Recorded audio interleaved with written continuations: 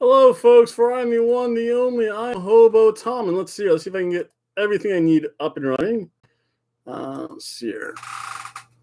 I cannot go fishing, but I did catch some fish today. Kind of happy about that. I got a lot of stuff done. I'm still getting stuff done right now. I'm in the process of cooking, so if I'm in and out during these first couple of matches, that's okay. I have food on the grill, food on the oven, food being cooked.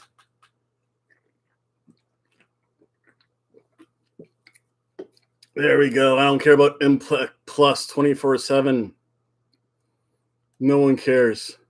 But you have started the best trios in the entire world. Eddie Edwards and the Impact World Tag Team Champions Blue Juice battles the Good Brothers and the Impact AEW Champion Kenny Omega. Impact Wrestling presents Under Siege. Got here just in the nick of time. Yes, you're here to watch Under Siege with me.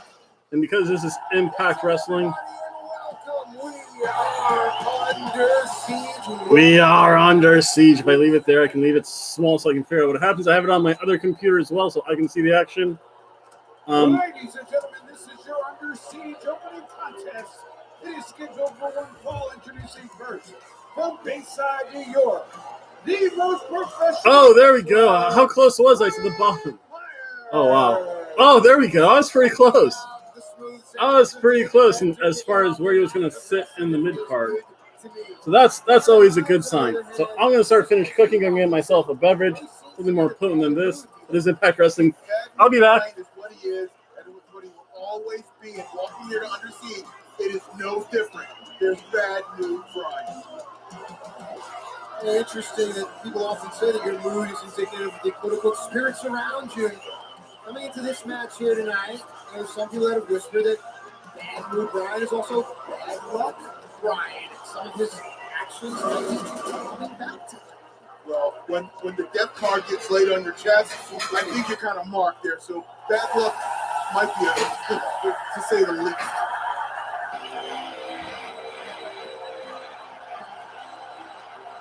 His opponent accompanied to the ring by Rosemary and Crazy Steve, representing DK Black Taurus. Bad luck and trouble, my only friend. Born under a bad sign, Black Taurus has brought decay to a level that I don't think they've ever seen. Well, he brings the strength, the power, and just look at him. Intimidation. That is Decay's core. And this man is just flat out.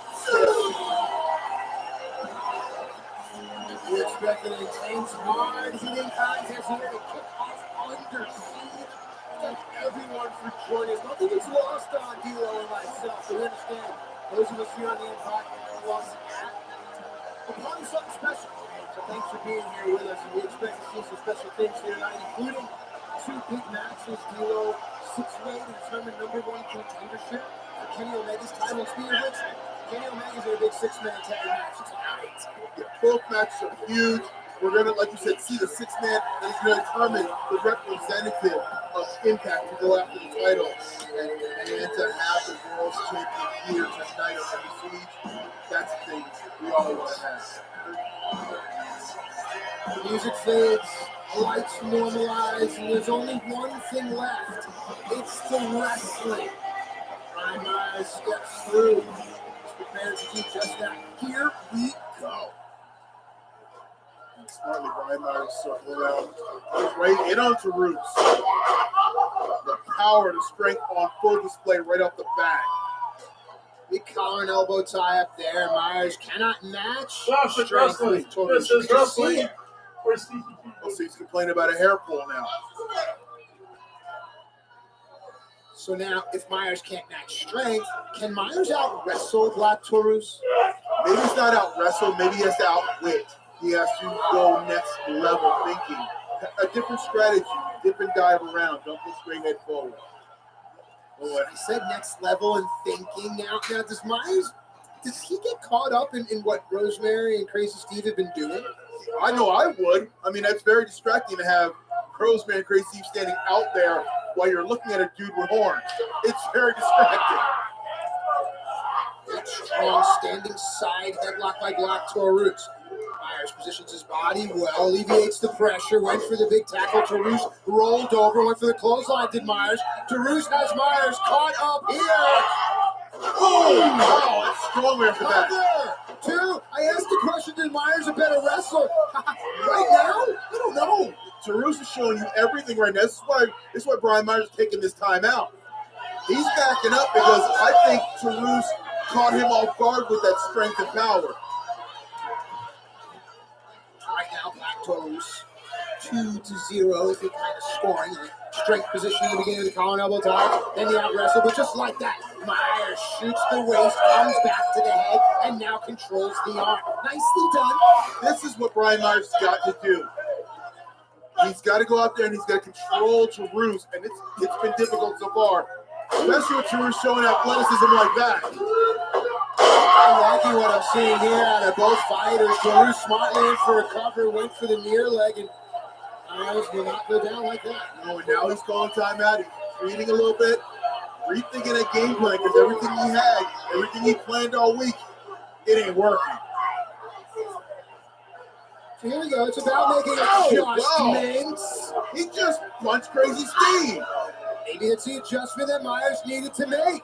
Needed to change up the energy. And just like that, most professional might, But that was great thinking. He distracted Tarus by punching Crazy Steve. Tarus came out there to check on Crazy Steve, and Brian Myers took advantage of it. That's what I mean by next level thinking. Also knows that Steve can't physically get any type of revenge, at least right now, otherwise risk a disqualification. Right. I mean, it's great strategy. I hate to give the devil a due, but damn.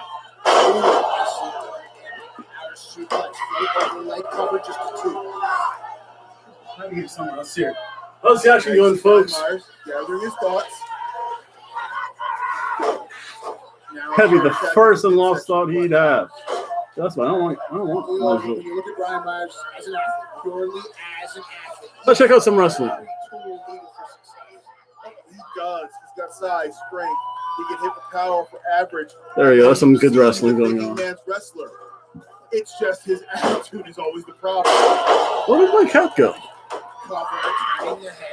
The thing is, she finds so many odd places to hide. To the opponent after the impact of the move. Just something like this right here. High impact move, cover, no, bam, grab the hold. Yeah, it's great thinking. It's forcing Black Tarus right now to carry. Smart wrestling, folks. And it's also impeding. So I'll be right back. So, I mean, great strategy. Now Black Tarus is fighting out. That may be the difference, at least thus far in this match. We talked about it early. Tarus had the advantage on the power with the tie-ups and the wrestling. But then Myers changed the mood in the building, and now this. It feels like ever since Brian Myers punched Crazy Steve, Brian Myers is now thinking a move ahead now, as opposed to a move behind, which he was doing in the early part of the match. Right now it's been a turning point. Brian Myers gets it. Brian Myers is a big sports fan, and we make these comparisons a lot. It's hard not to. But he understands how a game, how a match cover here can shift. Yeah, momentum can switch aside in an instant. It only takes a second or two to turn something around. You just got to have the wherewithal and wrestling acumen to do that. Look at this. Controlling the head of Black Tarus.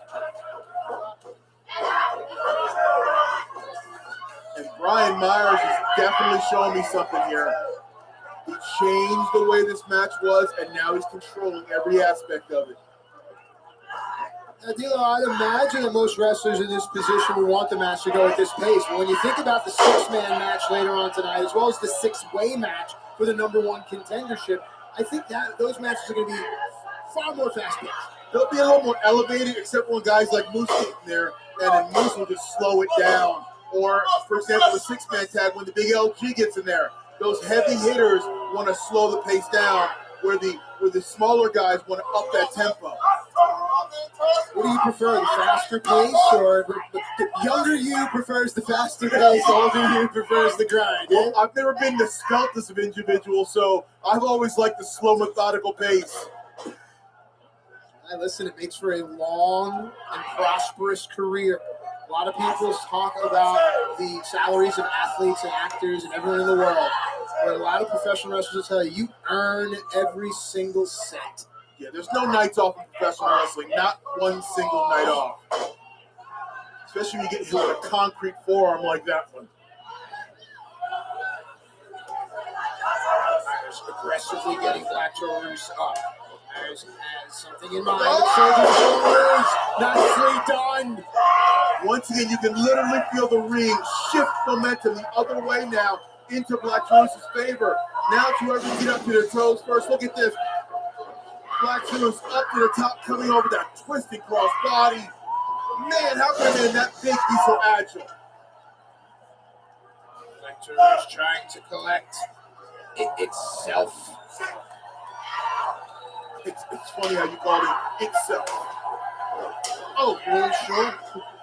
Taurus on the move. Look at that clockwork bulldog. Myers staggered to his feet. Taurus in position. Oh, the crucifix bomb. Oh, Black Taurus. No. Oh. No, so close though. Screen the Lucha Libre out here now because that's not something. Ole, ole, ole, ole, lucha, lucha, lucha.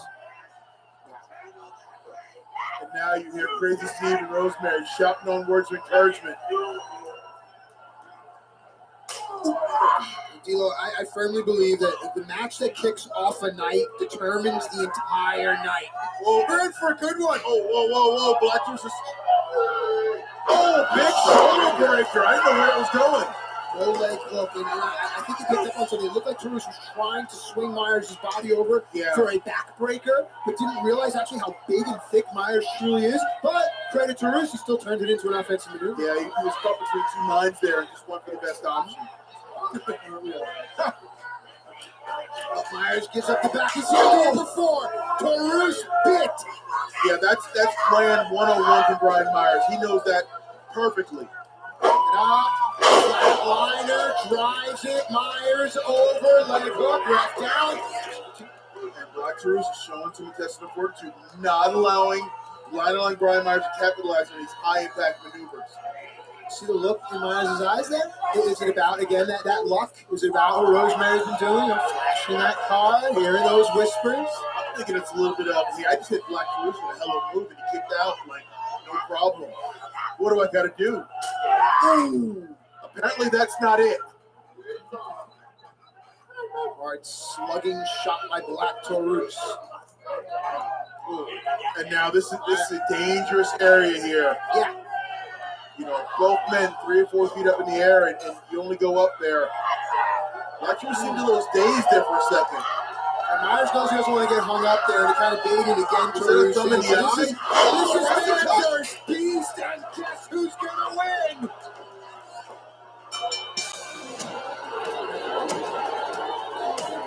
Here is your winner, Brian Myers. Brian Myers won? What the heck? I don't want to do this. Oh, boo! Boo! Boo!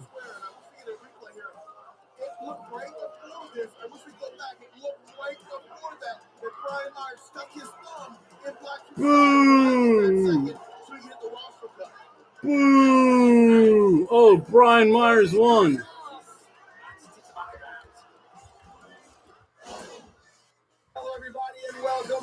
Welcome, I'm the one, the only Matt Striker, and I am the one, the only, I am Hobo Tom. Oh, that's going to be next?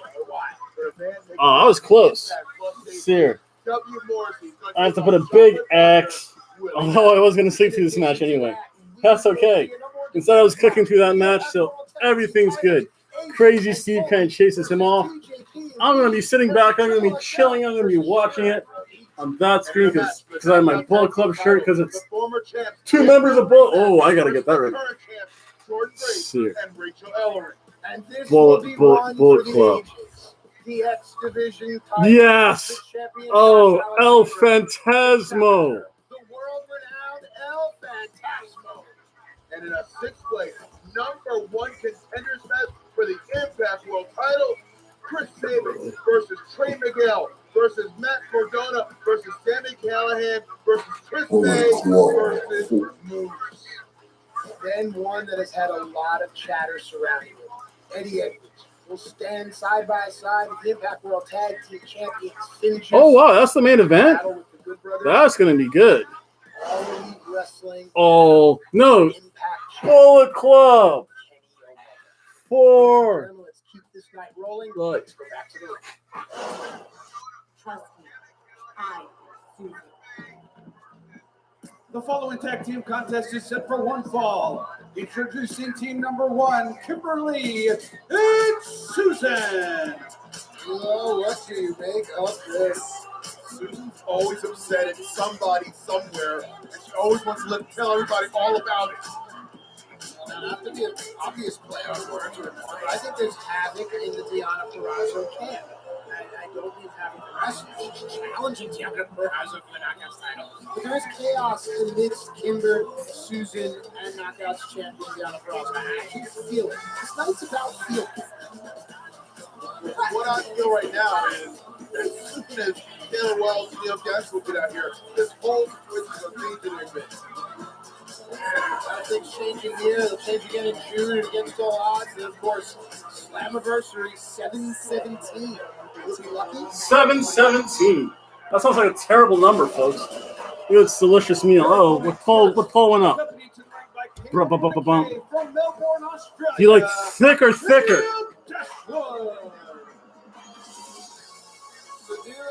Some that are saying that Tennille is playing a brilliant game, and there are others that are saying Tennille is actually completely. Oh, wow, TNT. Some kind of a fairly original name. I will show some stuff first. No, Taylor does not want to be choosing a reluctant pairing.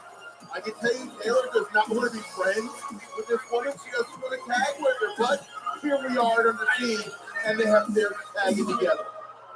Tennille's been on the hunt. Yes. Look at this match. This is amazing, folks. I have everything all set up. This is the way it properly should be for a watch party.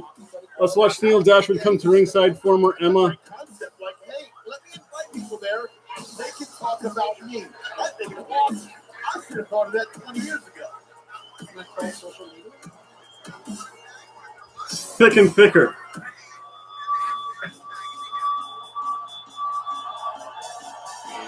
Her tag team partner from Toronto, Ontario, Canada, Hobo. Wow! So they've been talking about it, moods and energies all night long. You can feel everything change when Taylor Wilde comes Thick versus thicker. Let's see. into the ring in which she finally returned. You really felt it. This woman is always smiling. Wait, did I sign in yet? Energy, but I have to log in. don't get her mad at all. It's kind of cool. Where's my thick versus thicker? Let's see. Let's get a napkin that I've taken from places. Oh, boobas. I like boobas. It's amazing. Taylor Wilde was gone for almost a decade. And watching her Oh, my God. she's gone for 10 hours, not 10 years. Let's not break that first. See, so I can kind of move over here. This is thick versus thicker match. I don't think Susan liked that guitar solo there. Just the strength there, not going to win that against Taylor Wilde, former before Knockouts champion. And she's a fine wrestler. She knows how to. Oh, look at that thick versus extra thick match. Yes. Look at this. Soul K99, thank you. Tanahashi to her, you know? Soul K99, you're going on the list whenever I do another review. Let me make the list of wrestling. Oh, look at that classic wrestling. Pinning Suzanne. Soul K99.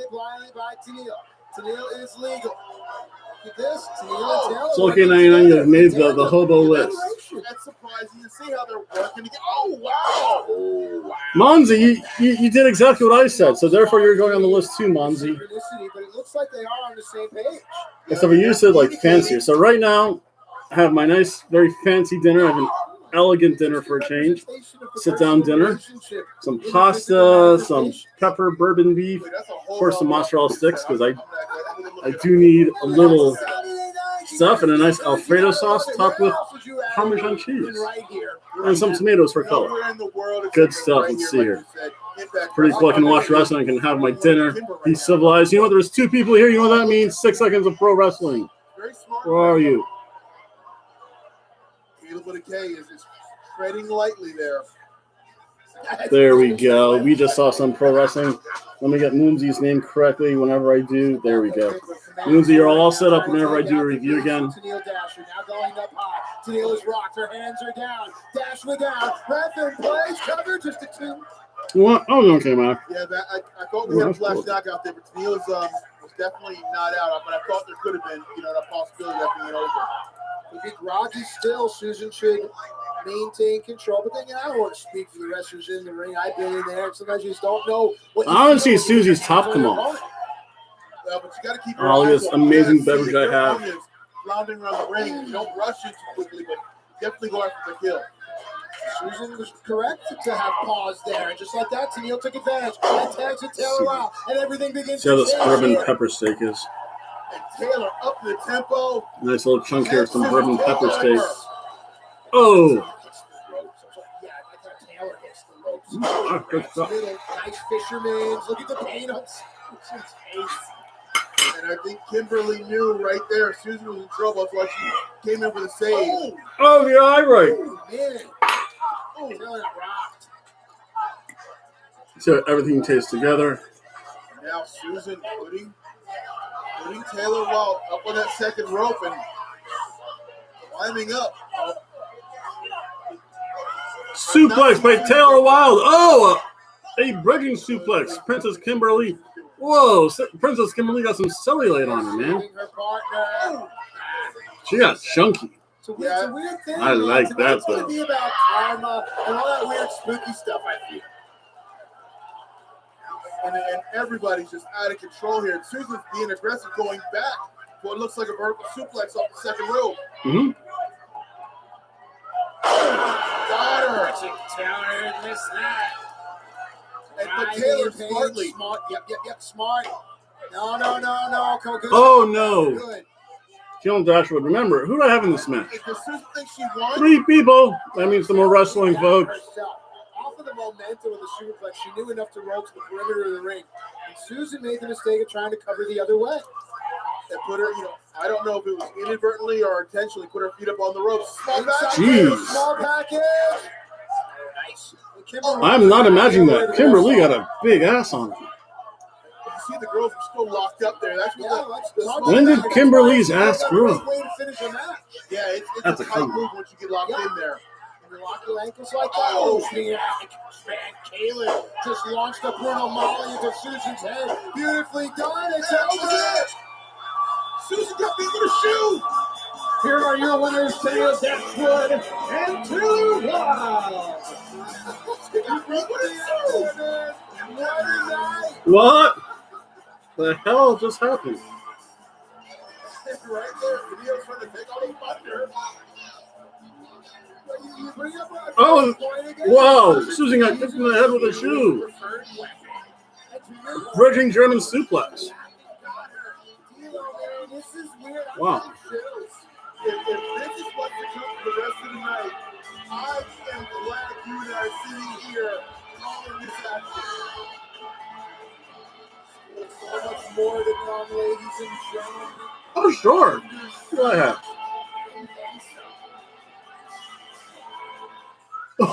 I haven't picked one right yet. That was just weird. I was just thinking of a ham sandwich.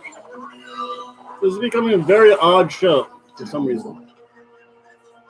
So let me move the microphone just a little bit so I can.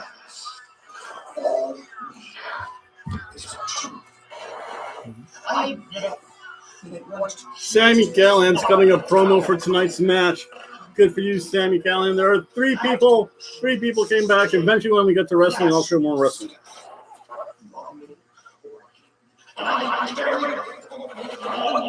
Sammy Callahan is great.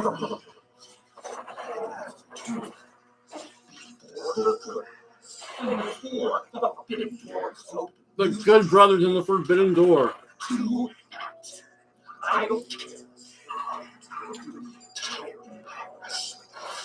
Even Sammy Callahan hacked into Kimberly's ass.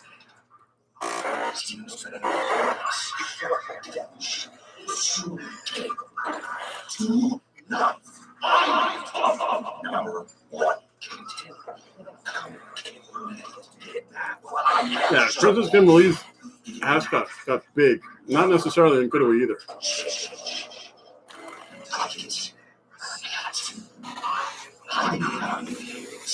Let me go ahead and turn this on. Oh.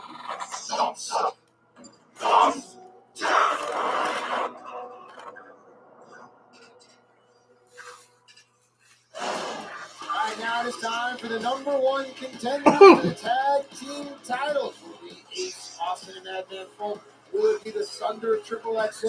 How about the skill of TJP and Petey Williams? Or treachery on Inglewood? The hell? Let's find out.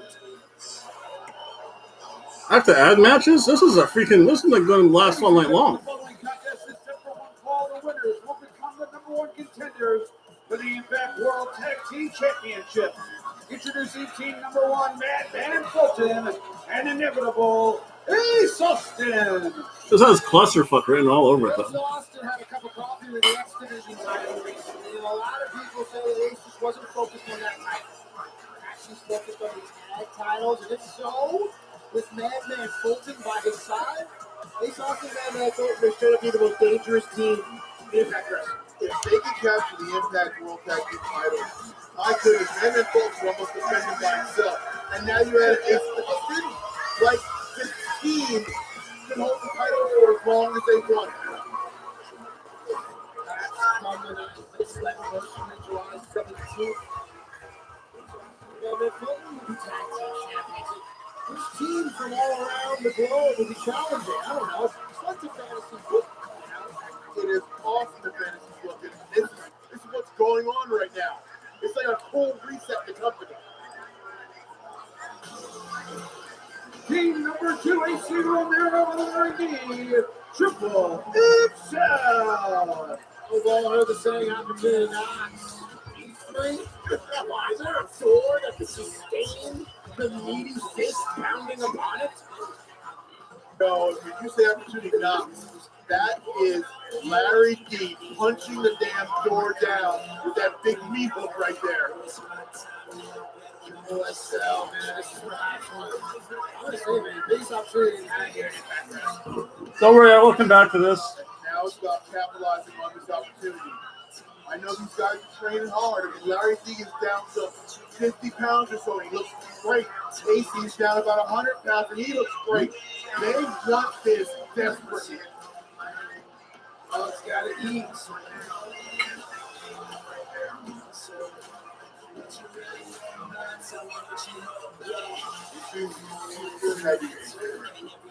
Them some big boys. Introducing team #3, Rohit Raju and the Indian Lion, Shura.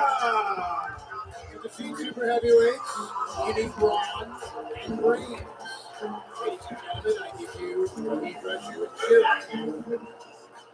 Well played indeed. I mean, Shearer is just a man, and Rohit matches himself as one of the smarter players in the game.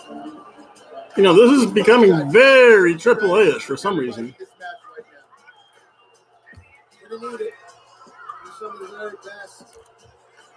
Shira behind him, I think Rohit is incredibly dangerous. You know what I get right there with Shearer standing here? It's like that little chihuahua that bounces off the back of the pit bull. That's Rohit Shearer. Hey, Spike, what do you do, Spike? And team #4, first from Los Angeles, California, TJP. Petey Williams. Joking and laughing, here comes TJP, one of the very best wrestlers in the world. He sets his sights on something and he achieves it. Goal-oriented. TJP is one of the very best. The question is, who's going to stand by his side? If whoever aligns himself with TJP is going to be You know what? I amend my choice. I think Triple XL is the only true tag team here. I don't even know what I was doing at 15 years old. The last thing I was doing. Why does he have a broom?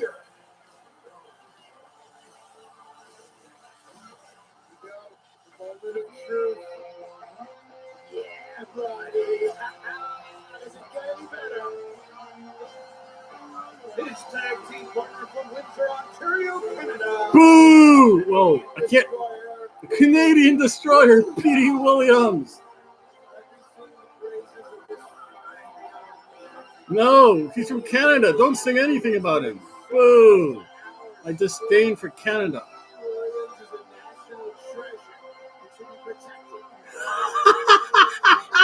Petey Williams, national treasure, and should be protected. No, he should be deported. Get him out of here. Never a champion in WWE. I know that much. Never would be. Not even in the cruiserweight division.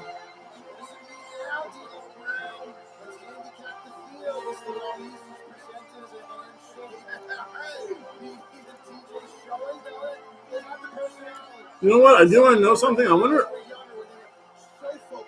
only because D'Lo Brown worked with New Jack early in his career, I want to hear New Jack's thoughts about the past. I want to hear D'Lo Brown's thoughts on the passing of New Jack. Remember, at one time in, I think, Smoky Mountain or Mid-South, or maybe OVW, he was actually there. He was one of the gangsters. This is nuts. Wait, why is Petey Williams wearing trunks? Where's his what do you call it? Gladiator stuff. Petey Williams versus Larry D. Oh, wait. One member of each team's allowed in the ring? No, the referee's trying to get order. Oh, no. Ready, ring the bell. This is a tornado tag match?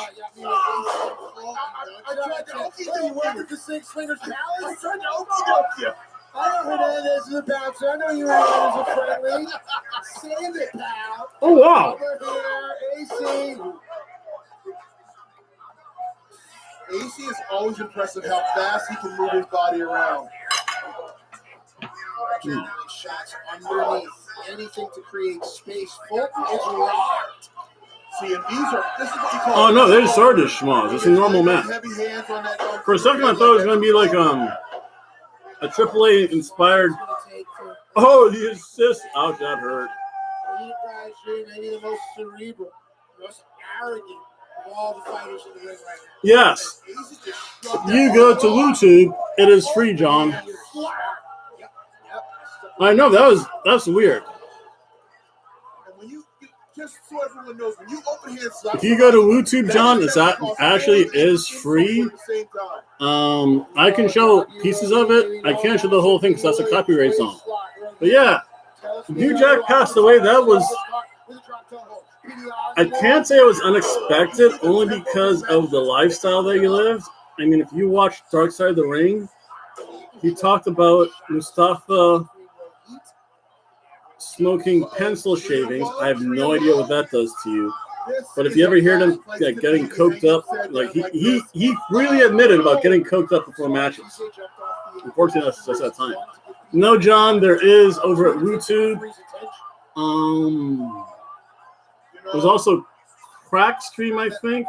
I'm not too sure how that works over there. YouTube's pretty good and reliable. You know what? 3 people here. It's time to show some pro wrestling. TJP kept the momentum, cartwheel through, and ladies and gentlemen, find me someone better than TJP. I'm going to nickname him No Wasted Motion. Seamlessly goes from the hip toss, cartwheels over, right there we to go. the Muda back bridge. It is. In a great spot here. So is Rohito, if you think about it. Right here, Shira. Look at TJ, he's grabbed the arms. Whoa! Wow, he broke the hold. Rohit bit on it, went for something, and TJ countered. TJ is a master. We heard men of 1,001 holds. Oh, I give TJ 2,002 holds. He knows everything. Oh, someone should go, hang on, cover here. I'm not being funny. Go get that t-shirt and put it on our eBay store. We'll auction it off. That will make money, and that will go to a good cause. I might buy it. I'm not such a fan of TJP. It's laying right. There's a difference. It's laying right here, so I might just grab it. Take out the spaces. Yes, Tamiya.TV. I'll give you that. / and I honestly forget only because it's so small on my screen. I'll be honest, I forget if it's 3 woos or 4 woos. But yeah, it's Tania.tv / woo. I just forget if it's 3 or 4 W's. No, he's actually TJP's always been a face in Impact. He's a face who only when necessary does heelish things. I just want to make sure that you do have to sign up for it, but there's no credit card needed. I think it's just free, actually. I don't know. I signed up for a long. I think if you want to be a part of the Discord, you do have to sign up for that. That's different, though. Let me know if you can find it, though. Yeah, but now Sheer will call you sir and punch you in the face. Sheer is big. Right now, oh, wait. I gotta show some wrestling. What do I put? Yeah, this is Impact. This is like a totally different kayfabe area. There we go.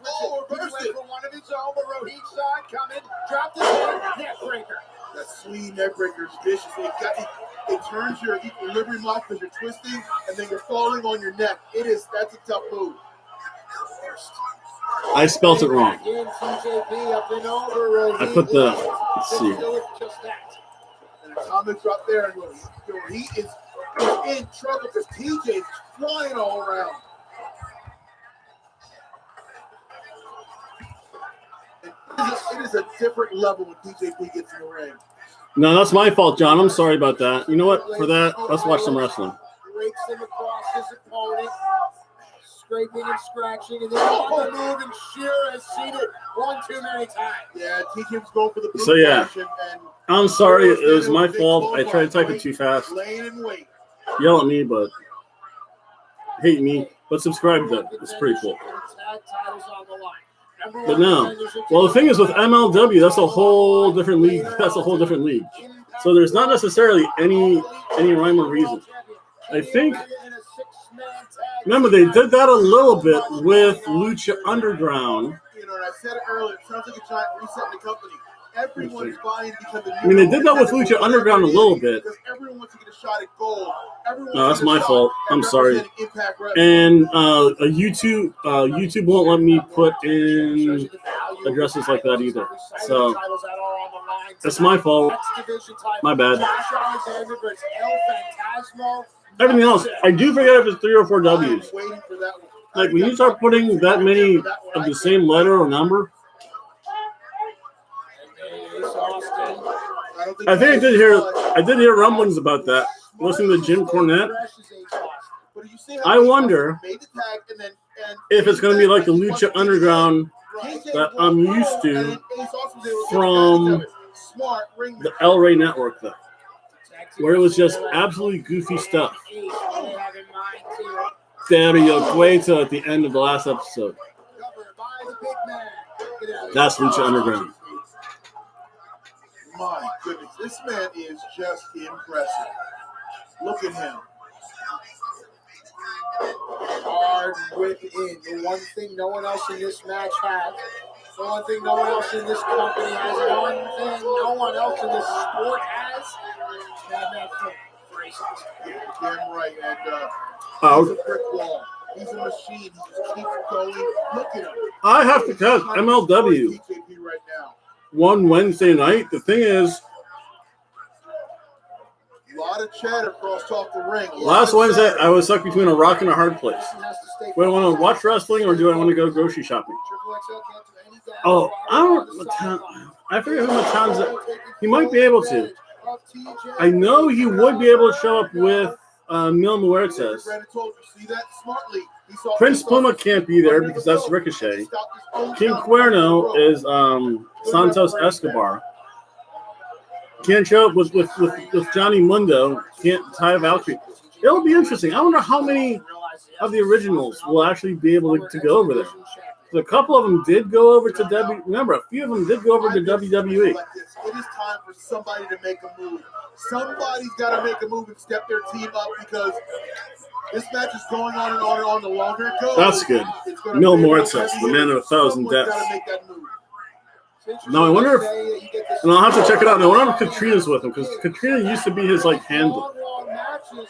Those are the ones where you end up getting hurt, and also the ones you end up kind of losing. Yeah, I mean, there's too many bodies right here, too many strong individuals, too many ruthless people. Too many big boys there. With, and this match is kind of, I just got that feeling it's got to change soon. Did you find in your career that longer matches you won more? So I know when Katrina was with Mil Muerta, she was actually, that was like when he was on top of stuff. I like shorter to medium matches because it allowed me to. Yeah, but I heard Selena De La Renta left though. I think she's gone. I don't know where she's going. Or maybe did she leave Ring of did she leave Ring of Honor or did she leave MLW? I forget. I know she left one place. I know she left one place. I just forget which place she left. Everyone's different. And right now, TJP is fighting out of the enemy corner. Yeah, and this is one of those things. As the longer a match goes on, I think he favors guys like TJP and Petey just from their. Of course, that's what Katrina did. That was his whole backstory. It was so cool. I was talking about. Is this the change? He would no-sell everything. He was the best until they had him like lose. But even then, they had him losing pretty like convincing fashion. I thought. See, I don't know if she's still there though, or I might be thinking of Ring of Honor too. I still want to say it's ML. No, because Jim Cornette was in MLW. And she's gone. She's out of there, I think. Here we go. So he got outside, Russian, keeping the back. Petey, shoulders down. No, Petey keeps his eyes on his opponent. Beautifully done. It's like watching hard. He knows exactly where he is in the ring. He's thinking not one move, but 2 or 3 moves ahead of time. This is what you call a ring general. Oh, my God. Now he's got him right. Oh, here we go. I don't know because. Perfect. He may have taken a second too long to call for it. He did. It alerted Madman Fulton that this is coming. That's a big. And I don't know. I don't know if AEW would want to, but I don't know if they would want her in her division. Selena De La Renta would be an amazing addition and like near guaranteed champion in AEW. I don't think she'd come to an Impact. I don't know. Impact signing a whole bunch of people too. It's so hard to tell. Keep the composure, not wasting energy. Dario Cueno. They're full of power right now. In match odds are shifting right now in favor of Now that, sir, sounds like a definite. That definitely sounds like a very typical Lucha Underground storyline, though. He is as smooth as silk. That sounds about right. I heard somewhere between like 24 and 25. 24 is right there. As I was saying, the island. Yeah, she could go anywhere. She could go anywhere she wants. I think mainly from what I've heard and watching her on the YouTube a little bit. When I heard about it, she's good.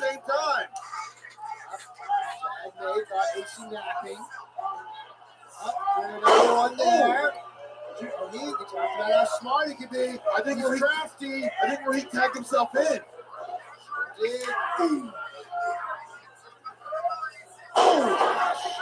Man, for as pretty as it is with Petey, it might just be a bit spicier with Rohit Raju.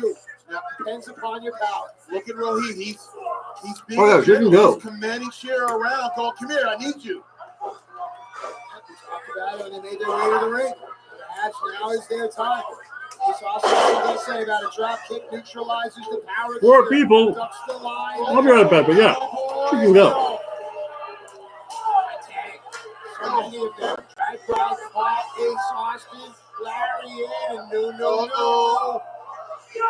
Oh, that's a hell of a headbutt right there.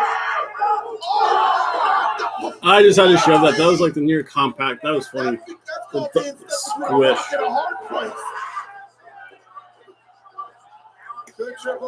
She is one of the few wrestlers that I've ever heard Jim Cornette like swoon about too. So you know, if Jim Cornette's saying really good things about her, you know she's good. Because Jim Cornette does not say anything good about most women. With the last second save.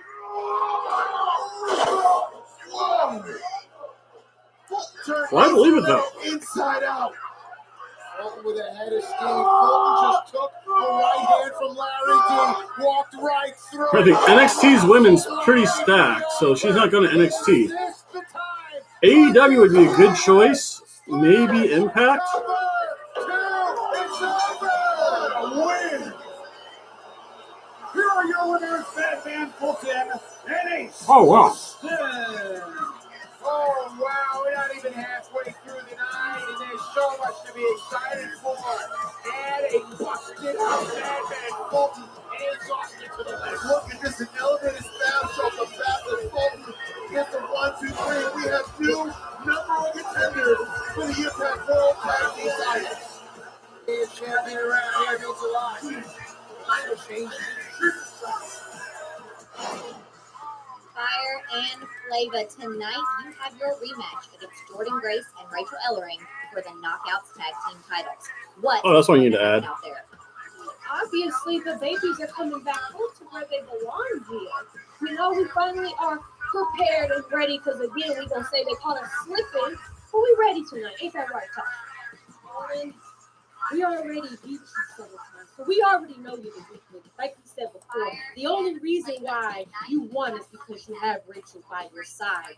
But now we are prepared. Now That's all you we need. are going to war. When Fire and Flavor goes to war, the games are over. We are coming to kill. You don't take anything from us, and we are going to drag you by your little edges that are sitting on the top of your head and underneath your dirty headband, Rachel. And we're going to drag you to the paper. And we're going to take you to the Hard Knocks Stadium. And we're going to make you bow down to Fire and Flavor. And when it's all said and done, we will be the two-time knockout tag team champions. And that's on what vote? Period. Continue our night. W. Morrissey has been talking about how everything is everyone else's fault. Tonight, he meets accountability in Brooklyn. You know, this one's going to be rough. The following contest set for one fall, introducing first from Queens, New York City, W. Morrissey.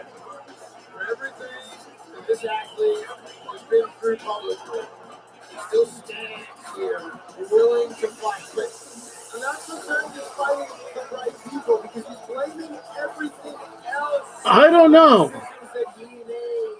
Ooh, that's tough. The one thing I know for certain, like 2 days ago, he sent Billy Mack Impact or NXT's women's division, which is better? Billy Mack out after his match and just standing over him. And yes, I have to think about that. That's blaming a tough. lot of people. Sometimes you need to look at the man up here.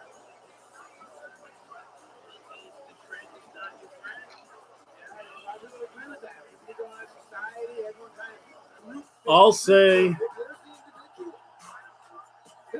the thing is they balance each other out so much.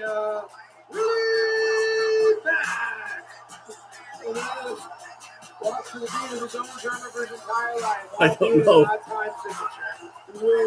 I hate to say it, that's like saying, and this is a dated reference, that's saying who's better to me, Michael Jordan or Will Chamberlain. It's like saying 1 and 1. It's like 1A and 1B. That's a wuss answer, though. I'll go out on a limb and say Impact, only because the Impact women seem, or Impact seem to do more with, in theory, less. If you take a look at them roster for roster, Impact's top women are as good as any of NXT's top women. NXT just has so. With NXT, it's all numbers. It's almost a numbers game. They just took W. Morrissey a second to get I'll just say over, Impact. And then he came running out with that huge shoulder tackle. Morrissey got nutted up in the beginning, man. Final answer: Impact women's division. But you see how the momentum, everything has came to a grinding halt. Oh no, wait. Oh man, Marcy can't throw hands with Willie. That's not the fight Marcy wants. Those are street hands. You don't want to go against those. That's right. You don't want to go against those. And look, Morrissey's hit for higher ground right now. Look, Marcy likes to call out his area code. They just managed to do more with less. If you look at, I'll play NYU.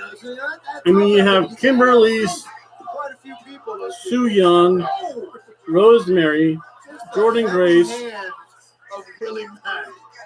Yeah, it's a big difference. Yana Prazzo. Willie's stronger where Marcy's from. If you fight, What motivates the two? you fight differently. You fight differently. You fight differently. Those 5 women could be champions if they really wanted to push them. Then you throw in like the upper mid card, like Tennille Dashwood. Away from Willie. He's moving away. Close as an upper mid Going on the carder. attack right now. Jessica Havoc. Keep it close. Didn't realize how hard. Impact just does more with their women, I think. That's the problem with a headbutt. The thing with NXT, you're either getting, You can take yourself and you can daze yourself with a headbutt. and not to say anything would be bad about this, but like your typical NXT match, It's good for close quarters. if you really think about it, it would be like Casey Catanzaro, which is she's good, versus I think Willie struck the back of his head. versus MJ Johnson. Willie is And no one would care about that match. You put Jessica Havoc in against Tennille Dashwood, and people say, "Oh, this could be interesting." So I think they can do more with less, and I know that makes absolutely no sense. But again, I'm for it. It's NXT's. I know there's this saying, quantity is a quality of itself, and NXT has the quantity, but Impact has the quality of women wrestlers. Here's the thing in the contract. And that's a very long, convoluted statement, by the way. Yes, but Marcy goes back out there and rolls really back in. This one is going to be over soon.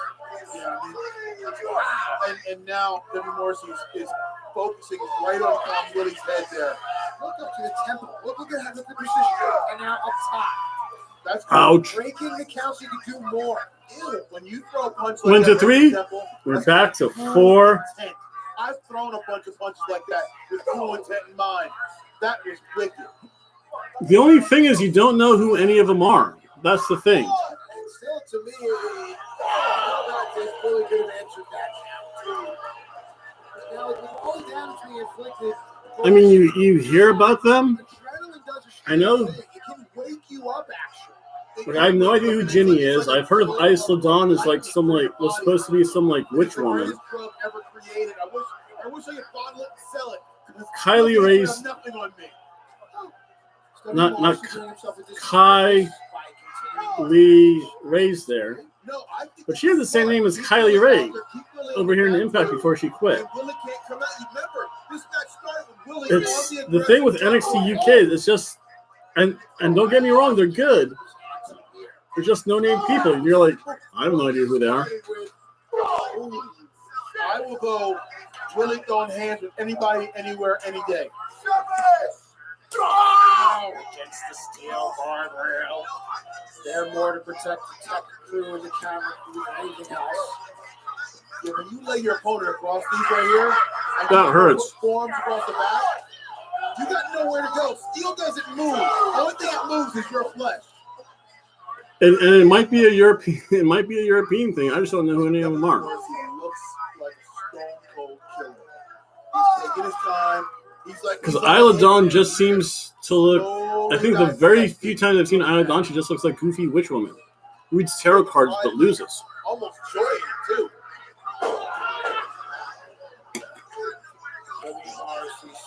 And I know it's a terrible thing to say, but that's about it. Kylie Ray. Instead of going for a cover, look at where he places the knee.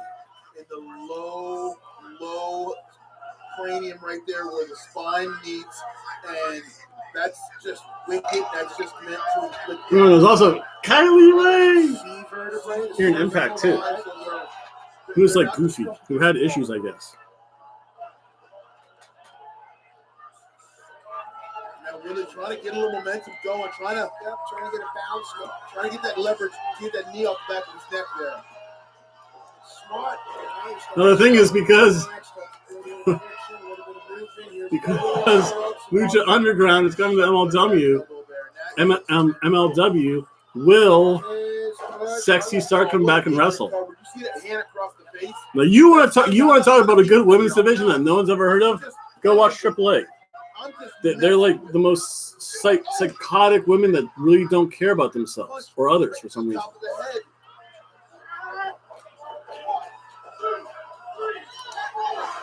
I'm going to give W. Morrissey credit. He's a different wrestler than I've seen him before in his past.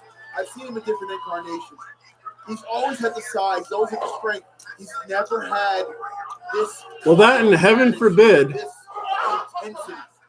she went to NXT, kept her name. I don't know. They might choose to trademark it if they move her up to the main roster too. So you always have to be worried about that. Frankie Minogue, she could be Taya Valkyrie anywhere. So I know she's Taya Valkyrie still in AAA. He's got that swagger. I like this about him. I'm not saying I like him personally. I like what I see. She's a lifetime fan from wrestling.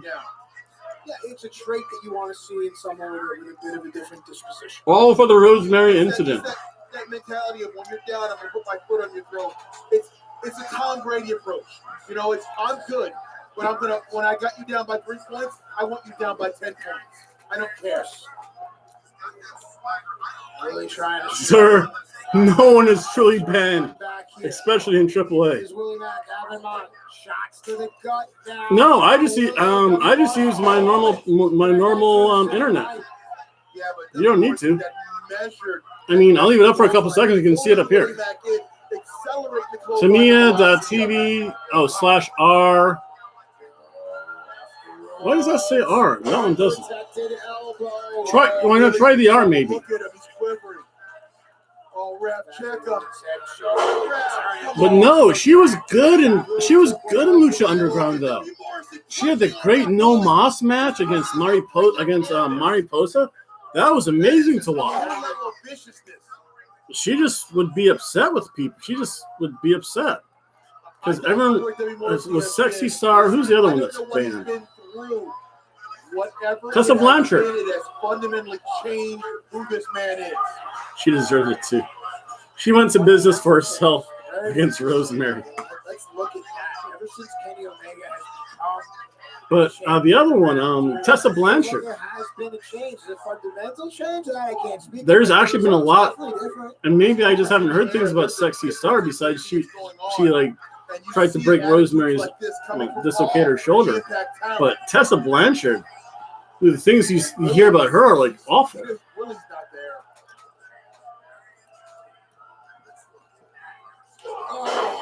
That's an unprotected clothesline. You saw it. There's dead. And here we go. 1, 2. Oh, Willie won't stop fighting.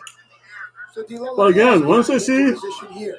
All right, so we know Willie personally. We enjoy it. Everyone loves Willie. He walks into the room. It's like, Willie, at what point? First of all, AAA is a beast upon itself. It's a hard thing. Let me say that You don't first. ever want to take it out of the fighter's hands. You don't ever want to take it out of the wrestler's hands. And we've all been in that spot where I'll tell you what. I'm confused, but I can still go. I mean, I understand you really shouldn't. Is showing he can still go. It ain't over yet. Fair enough. I hear you. As much as we And the only thing I'll say to maybe defenders that I don't know if it was a heat of the moment thing. Feeling all right. Perhaps a victory here is exactly what Willie needs. See, that's weird because on my other computer I don't put the R and it works. So it just might have been the R. Good though. 4 people. Let's watch some wrestling. Now, for everything he's been through, You hear the skin on skin? all right, really Well, Tessa was just unprofessional. From what I heard, and it's very little of what I heard. Like all she honestly had to do was like do a 90-second promo, and she never submitted it. That's ridiculous. I mean, if you really want to be a pro wrestler, and granted, I know very little of the ins and outs of it. NXT called me and said, listen, we'll pay you, I don't know what Tessa's salary is, $75,000.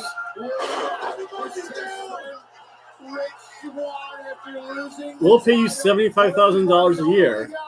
You know what? COVID-19, stay in Mexico. We just need you to give a 90-second promo.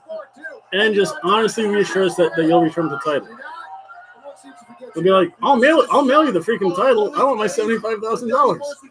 And I'll give you a 90-second promo. It might be an absolute garbage promo. I might say, hey, I'm living it up here, the life in Mexico. Why would I come back to that disease-ridden place known as Impact Wrestling? I think she could put together a 90-second promo. Granted, I'm old, and I'm probably would be better at promos now than I would have been.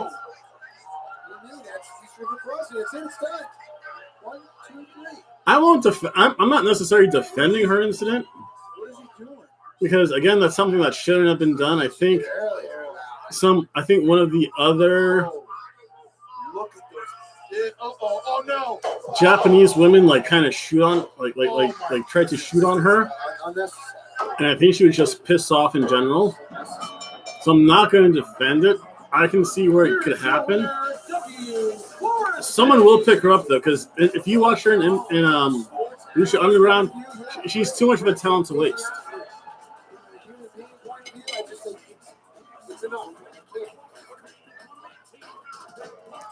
I said it before, that's a stone cold killer right there. That's not someone who just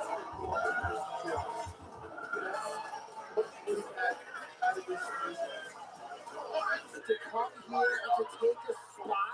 What are you to take a spot? That was an okay match. That wasn't anything great. This is enough. Like, I won't defend her, but I'll be like, You've done your damage. someone's going to pick her up eventually. Remember, time does heal everything for the most part. Please. Unless you're Chris Benoit. Come on, leave. Still to come. Yeah, still to come here tonight. Our 6-way for the number. What the? Come on, man. This is ridiculous. This is ridiculous. No. No. Oh, Rich Swann! Rich Swann's in the house! There you go. We talked about it, but albeit briefly. Rich Swann, when he has the title. Oh, she has like abs now. She's cut. She's jacked. I heard it wasn't. I'm not too sure if it's MMA or if she does straight boxing. I want to say her husband's actually a legitimate boxer, though. I don't know about the MMA. I don't know if it's boxing or MMA now. I think Thunder Rosa dabbled in MMA a little bit. And, of course, we all know what happened to CM Punk. So.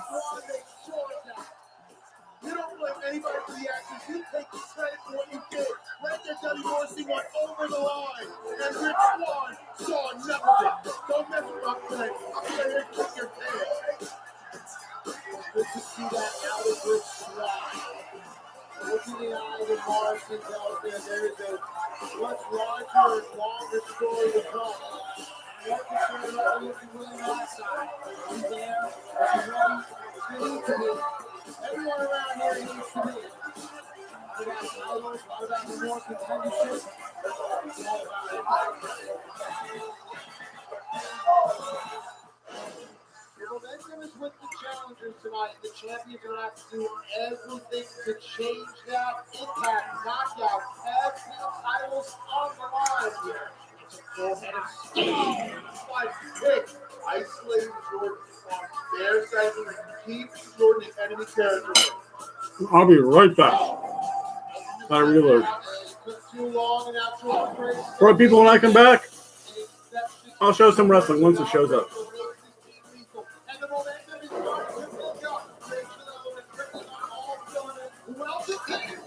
I shall return.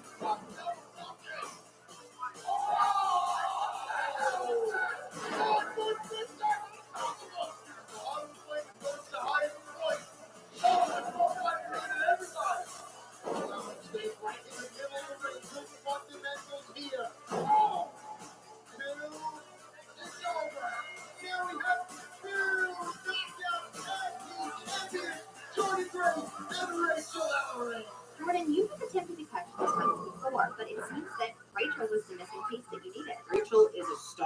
obviously, and she is just elevating me to a completely different level. Jordan really is the missing puzzle piece because you wouldn't have done it any other way. Isn't that right, Jordan? I see what you're trying to do. You're trying to get in my head. You're trying to get in my mind. You're trying to make me think that I'm the weak link.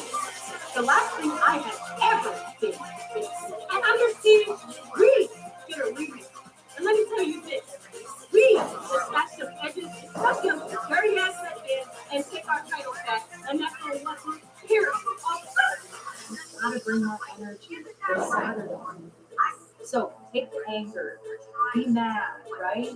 But bottle all that up, and then bust the bottle on that under siege. Okay, I can do that. Of course you can. There we go. Oh, so I guess this match is going to be next. The women's. Here we go. Knockouts tag team titles on the line. Rachel Ellering should be smiling. Fire and Flavor are playing games with Jordan Grace's mind. See how it all plays out inside the ring. Better next. Yeah, once there's some wrestling fourth person, I'll show some stuff. Ready for this one.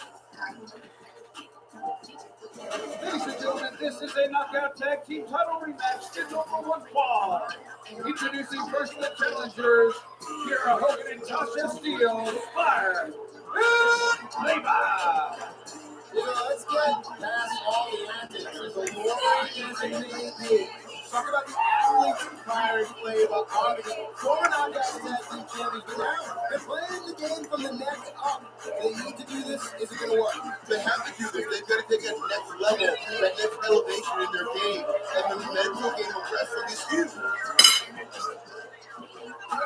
The power alone of Ellering and Grace. Fire Flavor needs to find the advantage. That's the myriad within their mind. It's physically, as far as footwork goes, it's between the ropes, understanding how to be tag team wrestlers. Find yourself better than Fire and Flavor. Oh, that's right. Jordan Grace stole this from Scott Steiner. Horrible. I heard that the first time. I'm like, oh, shit. Scott Steiner's back. I'm like, oh, Jordan Grace. Well, he's just saying that, hey, here's the defending champions. They're coming out here. They're ready to rock and roll. Let's get this on. Rachel Ellering driving here in the match has completely changed the entire knockouts tag team title game. Her smile is infectious. And she didn't come out with Jordan Grace on. Jordan looked down for a minute. Not a nice pause there. Fire Flavor trying to get to Jordan's mind. I can't spell Rachel Ellering's name right for some reason. You always think of particularly when you've got someone who's playing those mind games and you fall prey to it. And you've got a partner who's like, I don't know what's going on here. What you need to do. Listen, Jordan Grace has Rachel Ellering. She is the daughter of the man with the graveliest voice from Cleveland. I know mind games right and left. I had a freaking puppet with me. Skill and grace, smart in the pond, is going to fall to Fire and Flavor's advantage. Fire and Flavor got to rely on their quickness, and they've got to rely on just their flat-out wrestling. But when you've got a lot of creative leg drops. So nice there, and just like that, Tasha Steele does not let that does to Jordan's confidence remains to be seen. Ellering firmly in control now. Tasha gets met with Kira's head. Jordan inside out. Uniquely done as well back if you couldn't get it. Now Jordan takes her shirt off. Oh, nice spine buster. Is this enough? Jordan Ellering doing it all here for her team. You can already see the clear differences in these two. Where is Paul Ellering at anyway? She just like enjoying retirement? Well, Jordan Grace and Rachel Ellering are just power. Here we go. Let's see if Jordan can keep the momentum going for her side. Took the early run line with Grace and Ellering here ahead. Oh, Wrench holding on. Wow, Grace is so special. She just didn't release that grip. Look at this. How could you if you're able to do this to another human being? She still hasn't let go. That was a perfectly placed waist lock, holding, maintain control, everything every wrestling coach ever tells you. Oh, this is 3 straight deadlifts in the middle of a match. That's crazy. Oh. Cover. Her part of town to the eye and her part. Jordan Grace right after they're all cylinders. Yeah, Jordan is showing everybody. I don't lack for confidence. There's nothing wrong with my game right now.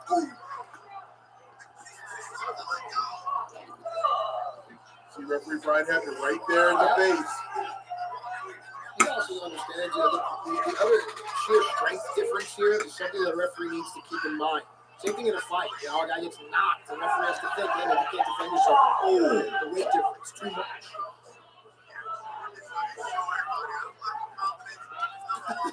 Tasha, a lot of chatter going on. You know, they do mic'd up in a lot of other sports. I'd love to do it here in Impact, just especially with Fire and Flame. I'd like mic'd up with Fire and Flame anywhere because they just chatter all the time. Oh! Santon, it looked like Kira tried to get a knee up, but again, Ellering's just the size advantage. It negated anything Kira did from on her back. Tasha realized it's hot. Yeah, right now Tasha is sitting there worried, and Kira's in a lot of trouble. She's taking the brunt with punishment. Oh, there's that quickness again right there. Exposed. Opportunity for former tag champs. Look at that. Kira on instinct went for the cover. Tasha, though, quarterback. I would get back to There that. could be a turn here for Fire and Flame to cover. Yeah, but that little instance right there, little hesitation of Kira going for the cover, that could be the difference right there. Because, Tasha did get a 2 count, but Kira was on for a second, so you never know. Good point. Let's watch Fire and Flame now trying to recapture their tag. Oh. And you and I have talked about this, and hang on, let's let this sound.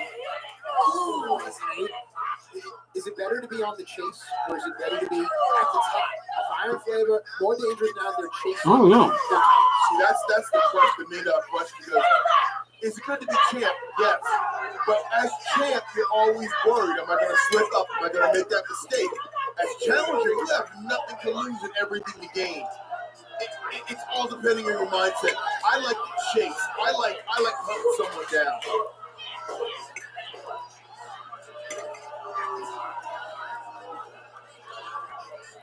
Oh, the back slap. Here you see Fire Flavor set the tone, controlling the pace. Now Tasha Steelz, and Tasha Steelz is definitely going to be more aggressive. Is she wearing New Jack inspired gear? Is Tasha wearing gangster style inspired gear? That'd be so cool if she did. I'd give her mad props if she did. Rachel's trying to roll out a little bit. You know, how much of the talking takes wind out? To me, well, as I was always a talker in the ring too, so it never really took a lot of wind out of me because I guess I prepared for it. I've always talked crap my whole life, so what's it matter? Well, some would use it as a breathing exercise, as a rhythmic kind of thing. Others would chew gum, even though it's ill-advised.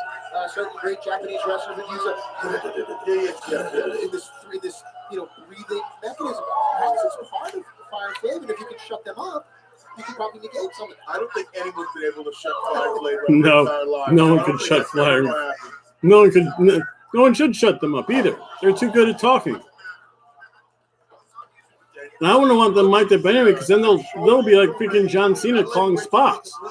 So no, I want to see a little mystique in my pro wrestling at least. What George's doing there, dipping her hand over and under the top rope, just trying to get some type of angle. I don't know if Rachel can see her right now. Kira slipped off. There could be the opportunity. It's smart by Kira to put herself in a position there. Yeah, that's knowing where you are in the ring. Yeah, Kira got a little high, elevation-wise and level-wise, and slid off, and you rightly pointed out, she quickly got in front. D'Lo's so good. D'Lo and Matt Striker is so good as announcers. Could have been a mistake now. Turns into more offense for the former Knockouts Tag Team Champions, Fire and Flame. They have one half of the championship. Rachel Ellering fully exposed. Nice tandem offense. Cover, no leg hook, instead forearm across the. No. Rachel's way too strong for that. You got to hook a leg.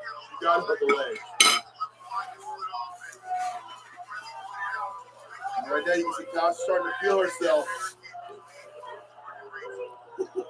Whoa. I'm just going to let that one breathe. You got to take over for me. Ouch. Because, whoa. So right now, momentum is shifting again. Gosh, I love Impact Wrestling. Can Rachel make that tag? Tag team title action and no is the answer to the question. Tasha, for all the charisma, for all the humor, for all the clever wit, underneath it all is a very aggressive and intense competitor. Yeah, she's one of the best out there. I mean, don't be fooled by let the book fool you. This girl can go. She's vicious. You can see she's relentless. There's some every so often I'll show some good pro wrestling.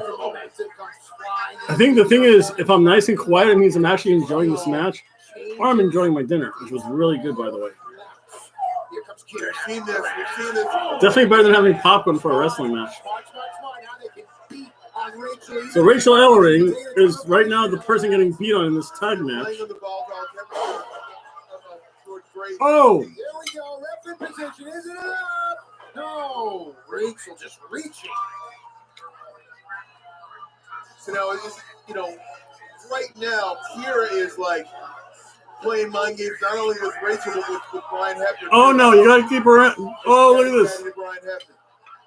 Brian Hebner. Here's one of those people that when you do ask her in the halls here in the studio, you're so intimidated, at least for me. I want to say hi and I want to engage, but there's this aura around her, a true superstar's aura. Yeah, she carries herself like a pro. She carries herself like an athlete inside and out of the ring. Uh-oh. Oh. And looks like we've come to a dead stop.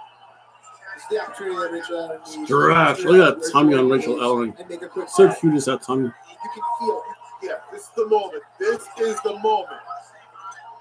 And now Rachel She realizes, Kira realizes as well. Tags made at the exact same time. Both fresh fighters. Here we go. And here Jordan coming in, showing the power.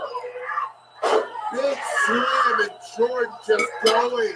Ouch. It cannot be about the strength here because Jordan Grace is going to take back her claim. Ouch. Man, that Jordan dropped. Look at here. Jordan dropped Tasha high on the neck there. I thought that was it.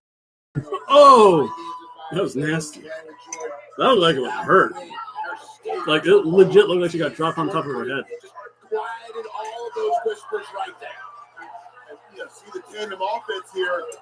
Yes. Oh, look at the tandem offense. Jordan down. Kira has to get in there and not even allow her. No, I think she knew the tide was turning. That could have been the championship right there. And Kira said, no, I'm going to make the save right now.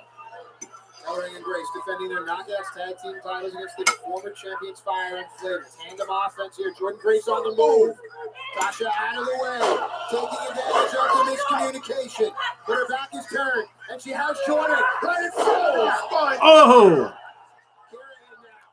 Jordan sees her coming as well. Oh, look at that. Kira used Jordan's strength against her. Rachel now. A version of a sling blade there. And man, all four women are down. Jordan Grace turned the momentum of this match around. One slight miscommunication, now all four knockouts down. Rachel Ellering willing her partner back to her feet. Spine buster. Here you go, Rachel. Rachel calling out game plans here, calling out plays. What do they got in mind here? Tasha turned it around on Rachel. Again, it leaves Jordan and Tasha. And perhaps you wouldn't have it any other way. Ooh, man. Big pump kick. Tasha off the ropes. Hesitation. Jordan took advantage of it. Yeah, that hesitation, that little hiccup there allowed Jordan to hit that clothesline. Now, Jordan still on the move. Oh. It's been a decent match so far. Right there, ready. Jordan taking advantage. Oh, no Vader bomb. Jordan was going for that Vader bomb to end this, and Kira just grabbed the ankle. Yeah, and then he pulled down by Rachel Ellering for D'Lo Brown. We're not worthy. We're not worthy. We're not worthy. If that was Excalibur calling this match, would have. Oh, we're going for the something. Very simply, D'Lo Brown says, yeah, she went for the Vader bomb. That's what everyone remembers it as. The sliced bread, not like the Tope Cornholio SDL. SDL. I don't know, whatever you call it. Here we go. Knockouts tag team titles hang in the balance. And Jordan, Jordan's got her hook. That was hooked for the Grace driver right there. Over. Oh, Tasha couldn't get set. Running palm strike by Jordan Grace. Jordan putting the legs outside. What is she setting up for? Oh, Jordan's going up. Trying to capture the arm. Tasha fighting underneath where it is exposed. Jordan clubbing forward. The arm now has been captured, but Tasha still fights. The little fight becomes the big fight. Jordan is down. Tasha has to take advantage of this right now, can't she? What's up, Zane Bimbo? She's about to. Let's watch some pro wrestling. Tasha steals. Oh, referee. It's over. Wow. It's over. Whoa! For your winners and new Knockouts Tag Team Champions. I'm doing horrible in my predictions. I'm doing pretty good, though. Cheers to you. That's how you know a win is real, when there's that breath on the way in after three, when you need to ingest. This just happened. Pierre Hogan, Tasha Steele, once again, new Look at this cross flash. They executed right now on top of Jordan, and that knocked the wind straight out of Jordan's brain. Brian Blade, two-time knockout tag team champion. It came out of a fight up on top. A small opening, but it put Jordan Grace in position to get hit with the finishing maneuver. And now, for the second time, Knockouts Tag Team Champions Fire. That was so weird. I guess it's real. It happened.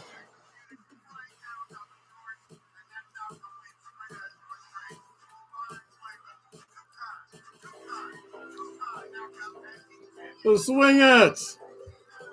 And I'm rooting for you, Lenny. Hey, fake Mamarella. House rules, Daddy. Red three, lose again. What else you got? Lenny Omega.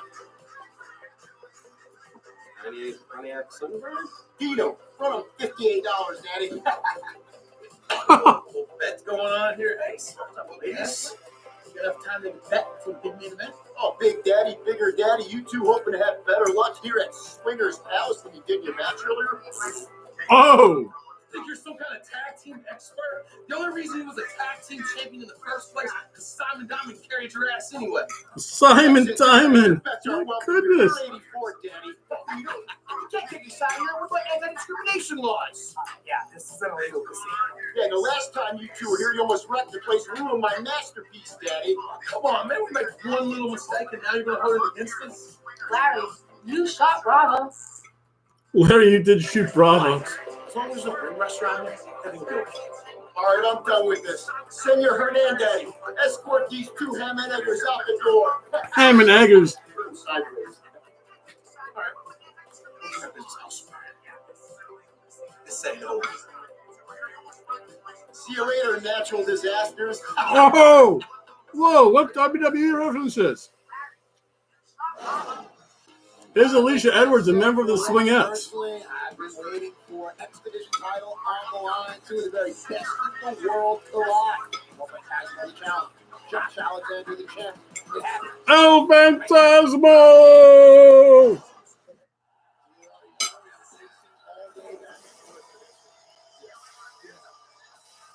Under Siege continues with this X Division Championship match. It is set for one fall, introducing first and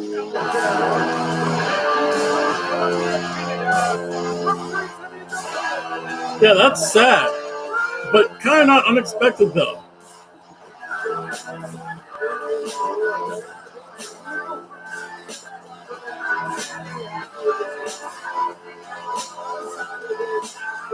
Right after this match, we'll comment about it.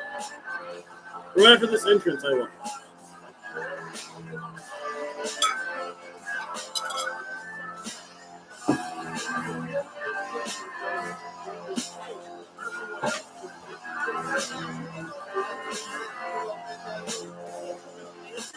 There we go. But the short answer is yes.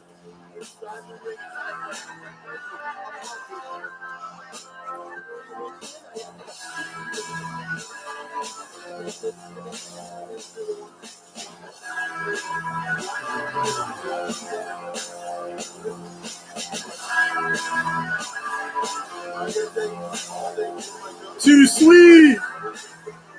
Too sweet. Or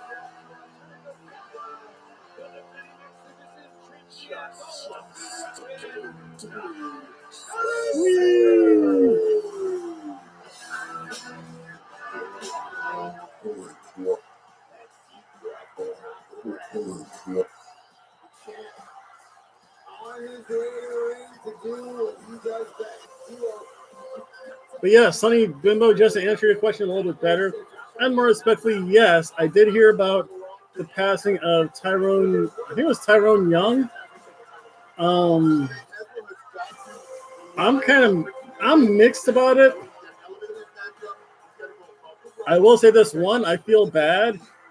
I don't necessarily want to hear about the passing of anyone who's a little bit older than me. He was 58. I'm 45. I always feel my mortality creeping up on me when I hear about these wrestlers passing away. I do feel bad for him. I'd like to pass my condolences on to his friends and family. With that being said, he led the gangster lifestyle. I think I was talking to Five Dog about it. Remember, Rip New Jack. Rip ECW New Jack. I'm down with that. I can see that. And I do feel bad that the wrestling community lost someone who was definitely special. With all that being said, he did live the life. He did live the gangster lifestyle. That's smart on his part. That was a mistake. Remember, Mustafa, and he clearly admitted, him and Mustafa would smoke up before matches and after matches. On the Vice Channel special, The Dark Side of the Ring, the Crimes and Times of New Jack. I think that's what it's called. I forget it was The Life and Times or The Crimes and Times of New Jack. Remember, he freely admitted doing cocaine right before wrestling matches. If you're going to be doing cocaine right before wrestling matches, I don't even want to know what you're doing after the wrestling matches, because I saw the highlights of that match, and I saw the film from that. Well, which guy? He stabbed 2. Technically, he stabbed 3. I actually do remember watching, and this was on ECW TV when I lived in, I want to say Brigantine, which is like an hour away from Philadelphia, or probably half an hour away from Philadelphia. But they actually did on TV show the match between New Jack and Mass Transit, and you're just like, ooh, that didn't look good. I'm not gonna fully blame New Jack for that because the kid did lie, and when you lie to a person like New Jack and Paul Heyman, you can't. When you agree to wrestle, listen. When you agree to wrestle, he liked to blade others is what he liked to do. But this is the one thing that kept me out of pro wrestling, is that I knew if I ever wanted to become a pro wrestler, and I don't know if Five Dog can attest to this because he is one. When you start off kind of low. Very few people start off in the WWE system. Generally, you have to kind of work your way up there. If I was going to do the blade job, I wouldn't mind doing it myself. Like you cover up, and then you very quickly nick yourself, and then you're like, oh, it's so bloody. It's another thing when a guy decides to do it for you. You know where your veins are. You know what really hurts and what you're hitting. He's just like that, trying to get color. So yeah. Again, when you see New Jack matches, not so much for the health reasons and stuff, because I knew if I did it myself, I'd be fine. To have someone else do it kind of freaks me out. if you twitch the wrong way, if you know it's coming, you can say, yeah, you can go, yeah. But it's just like, what are you doing? You start to freak out. Well, that's because he's all scar tissue up there. There is, Five Dog can attest to this. There is a right and wrong way to do it. New Jack was just messed up. Devon Dudley was messed up. For the most part, you want to, from what I've heard, you want to like cut yourself like right here a little bit, where it's easy to cover up, and it's not super obvious like up here. So if you nick yourself here, it's not as obvious. At least the scarring isn't, and you go lengthwise. Like he just would paint Picasso on your forehead, which is not good, especially if you have this kind of forehead. That's not good. Oh wait, I'm not showing wrestling. Let me show some wrestling for a moment. I got sidetracked. At the same time, though, Phantasmo should be enamored with just the respect that Josh Alexander commands in the hallways here, in the locker room. And I'm sure Phantasmo knows. The head does. Well, the thing is, I was thinking about it, like, I think my coworker and I got in a discussion about stuff. And if you think about it, the skin here, like there's not that much layering between this skin and skull. So all the veins and capillaries are very close to there. Whereas if you poke it, even in your fingertips, and everyone's done it. You cut yourself, you stare at it, you're like, oh, maybe it wasn't that deep. And then like a couple seconds later, like the blood comes out, and you're like, oh. So I want to say it's the closest veins, capillaries are on your literally on your head. And then you start to take a look at things like the back of the hand, because you can see how kind of veiny my hands are a little bit. It's not illegal. Trust me, it's not illegal. It's something you do with the. But it's just easier, and he just did it with such vigor. It's like, I'm gonna do it, especially if you're dumb enough to say, I want to get color, because New Jack will give you color. Because I know as an amateur wrestler, like the one thing that would freak people out, if you had like a pimple on your head and you pop the pimple on your head during a match, like blood would literally like just go all over the place. Like I think one day I did have a pimple up on my head, and you just get rubbed across and it burst and the pimple popped. Yeah, it sounded disgusting, but I had this huge streak of blood. My mom was freaking out because she just saw me bleeding from the forehead. They had to clean it off. This is not the time to play games. But like, if you pop a pimple on your forehead, it just freaking blood pours out. It's horrible. But you know, why am I bleeding so much? This is a stupid pimple. It's just the way it is. I think I got bit by an ant today because I was cleaning up something outside. I got bit by an ant. I felt that a little bit.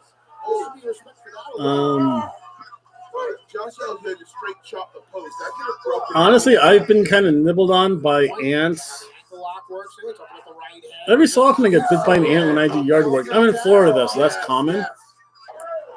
This is the turning point in this match. It has to be, because if Josh Alexander can't lock the ankle lock, I've had bugs crawl on me, and it doesn't necessarily freak me out. I'm just like, that's annoying.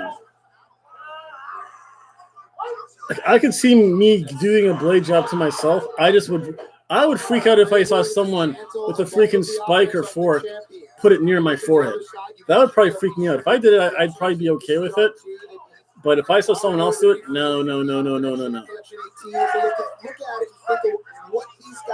Again, someone blades you, all you have to do is move funny and hit something, and very bad things can happen. When you have a fork on your forehead, you're like, oh. And it's just like bad. Like, whereas you at least have control and you do it quickly. The key is, I think, And Five Dog, correct me if I'm wrong. Just do it quickly. Don't think about it. Say, I have to blade myself, and once I have to blade myself, do it and don't think about it. He is the champion. Josh Alexander knows how hurt his hand truly is. Oh, Phantasmo is doing the moonwalk on the top rope, folks. Walking forward, he's just cruising. And only, like you said, only he knows. Oh, and just did the kick. He took some punishment over the last few minutes here. Oh, but it gets caught. That was pretty cool, though. Trying to shake the cobweb. Head always higher than his opponent. Stop hitting the ref. That forearm rocked up Phantasmo. Did you see that? Oh, Phantasmo.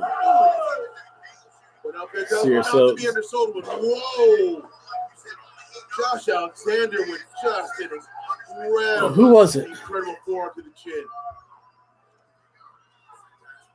Oh, he's daring him. My one coworker is freaked out by spiders. In one of the displays, there was a spider like making a the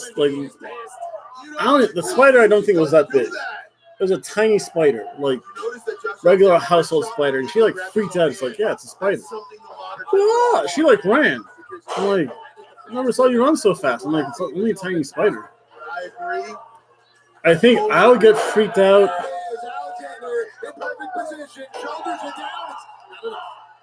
If I saw one of those like Australian like, because I've seen banana spiders, they're pretty big. Cinco people. Let me go to some wrestling. How much of the locker room's opinion of Phantasmo is in the back of Josh Alexander's mind? I think Josh Alexander knows he wants to be the one to shut this kid up. He wants to be the one to say, hey, you can't walk in here and act all cocky and arrogant. For the sake of argument, it was a big bug. Sir, I live in Florida. There's nothing but big bugs here in Florida. Freaking the ants are like this big. That's like the basic ant. If you ever come down to Florida, we have the locusts. I don't even call them grasshoppers. Like the freaking locust is like this big. I saw it like for the first time. I'm like, whoa, that's cool. He's very graceful, but going back, Josh Alexander released that ankle lock. So yeah, being a big bug, that's very relative. Louisiana, they have big bugs. I think, and then of course you have the palmetto bugs that are like this big all the time. Bug life, baby. What do we have here? Whoa! Oh, the spinning neck breaker by El Phantasmo. El Phantasmo. Josh Alexander showing the guts, showing determination with champion. That was awesome. I really feel it again with the super kick, with the CR2, with the frog split, all of it. What's he doing now? It lends itself. No, not just yet. Oh, not just yet. Ankle left exposed. Josh Alexander has come to life. Ankle lock submission. Locked in. No. Bug life, bug life. No, being a thug's kind of stupid too. Let's see. I have to write down what I've. Who won? So I got one match right. Can't believe they dropped those belts. I thought that was it now. Phantasmo loaded up the boat. No. Went low. Saw where Josh caught it. He caught it right around Josh's own hip and waist. I'm not doing good for my predictions. Don't poke the bear. No, you're gonna poke El Phantasmo. That's beautiful. That should be a poster on like every kid's wall that wants to be a wrestler. And look at the face. Look at the look of determination right now on Josh Alexander. Is he going? Cross body, here it comes. So there's the difference. You would think anyone else with all the damage that they've endured in this match, probably with a broken hand, would have taken a second and maybe gone for a count out or giving it. Josh said, no, I've got to keep fighting. He slapped Josh Alexander. Bad idea. It's better to burn out than it is to fade away. Although New Jersey, I will give New Jersey this. I did see a stag beetle this big, and its mandibles were like twice the size of his body. My cat hated me. My parents' cat hated me that day because I figured my parents got this. My sister brought in this Maine Coon cat, amazingly beautiful cat, But I figured it's a cat. It's used to killing stuff. So outside we would get stag beetles. Stag beetles overall lengths like that big. Their body's this big. The mandibles makes it that like the mandibles like that big. So it's a lot bigger looking. And I brought it in, and Dante, the cat, kind of pawed at it once, stared at it, and like crawled up to it, and it bit him right on the nose. Poor Dante jumped back, jumped on it, and then like ran away. So yeah, I understand a little bit about bugs. And when I lived in Louisiana, when I was 2 years old, the only thing I remember Louisiana was hot, it was hilly, it was humid, the bugs were freaking huge. But most bugs are pretty big to a 2-year-old dog. Oh my goodness, what's El Phantasmo doing? Here we go. If this is the frog splash, this could be a new X Division champion right now. Oh, nailed it perfectly. Oh wow. For the cover.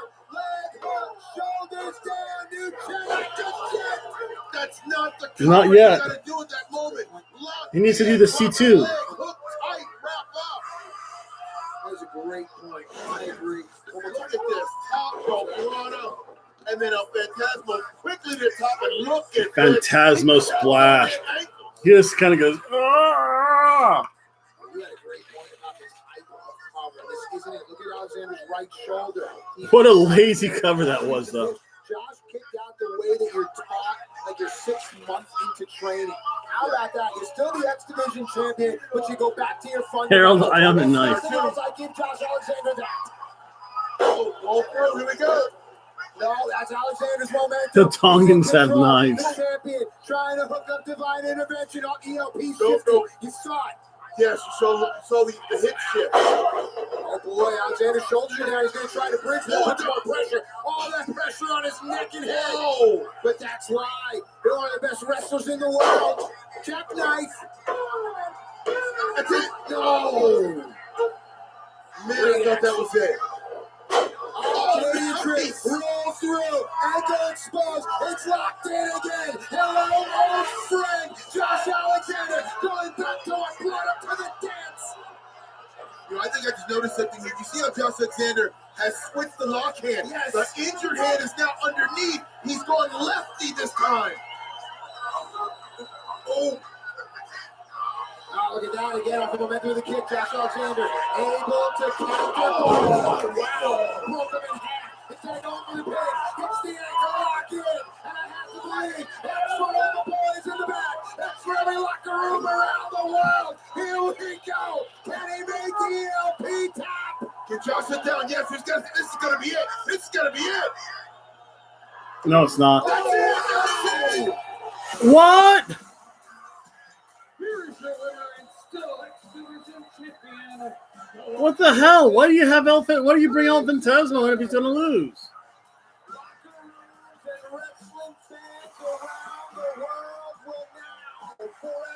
What? Is El Phantasmo going back from New Japan so soon? Was he like on rent?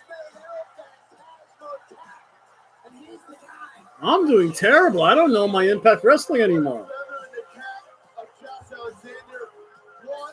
Win over an international superstar. Wow. This feels like one for us. That's freaking terrible. Finjuice, Eddie Edwards, tonight you will all be stepping into the ring with Kenny Omega and the Good Brothers for a 6-man tag team match. What are your final thoughts? That wasn't even one of his good. That wasn't even one of his El Phantasmo's better matches. About Under Siege, and what we're thinking about Under Siege is we don't think there's going to be any bull crap tonight.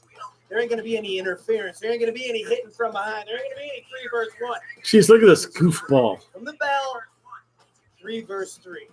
Finjuice and Eddie against those 3 jackasses. You got Kenny Omega, who has 4 Jackass championships to his name currently. You've got the Good Brothers, the former Impact World Tag Team Champions, arguably one of the greatest tag teams of all time. You have the current best tag team in the entire world, Finjuice. Finjuice! Is that next? Are they going to put... And multiple companies. Eddie, how do you feel about that? What about the women's championship. Impact Wrestling, truly, we are under siege. But I'm not talking about these guys. These guys representing New Japan, they handle business right. You come here with respect, and you represent Impact Wrestling to the best of your ability. The women's belt has to be next. The women's knockouts belt has to be next. There's 3 more matches. There's only 3 more matches left. By watching them, listening to them, you wouldn't know that, would you? You wouldn't know that. Kenny Omega, he comes in here, and they think they're going to handcuff us. They think they're going to take over Impact Wrestling. They think they call the shots. Tonight, I don't see they are in for a lead. That sucks. Rachel Allen just must have shown up here for a short time. It's going to be my dead body. Listen, Eddie, that's not that hard to do, okay? You have the big 6-man tag, 6-person. On the line all night long, including the Knockouts title. Challenger has Yeah, that's going to be next. champion Deonna Purrazzo. Deonna has turned away all challengers. Bullet Club. Bullet Club. What do you think, Dean? Chance for an upset here? Havoc's been on a huge roll. In fact, I have a new showing this year. Havoc! I don't know. All my picks are wrong. I picked. Introducing first the challenger from Defiance. I picked Havoc, so on this poll, I'll just say Deonna Purrazzo. Because I can't choose anything freaking right. Whoa! Look at what those skull hands are clasping.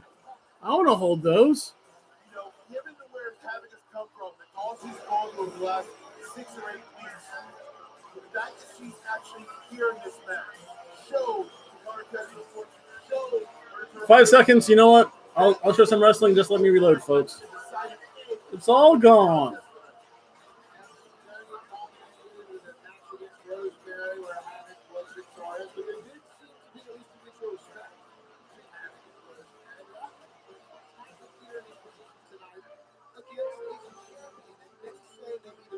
Her opponent accompanied to the ring by Kimberly and Susan from Hackettstown, New Jersey.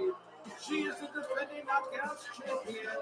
She is the virtuosa Deonna Purrazzo.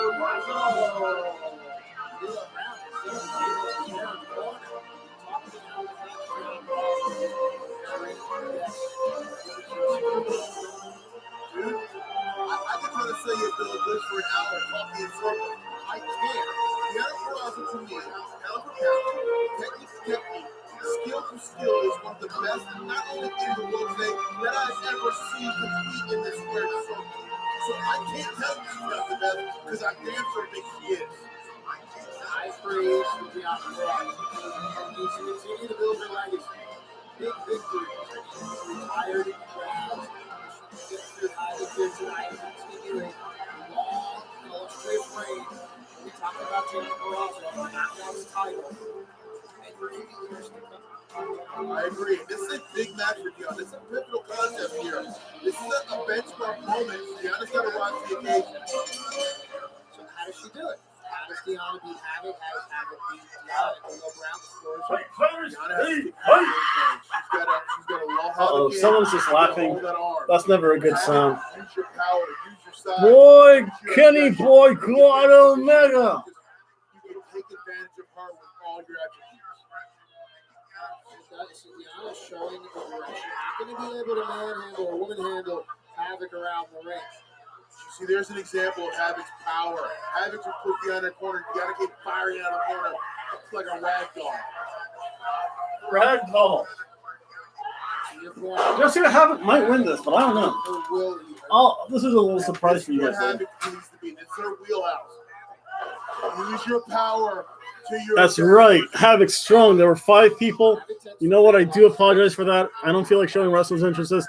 Let's watch some ladies wrestling though. Everything she does, she moves to the next spot so she can run it again and attack. Kimber and Susan might have to change. I am to the fatty. I'm fapping to the fatties. And see, it's the numbers game here. Deonna's gonna play that game. She knows it well. When did they change? Mark wearing down the challenger.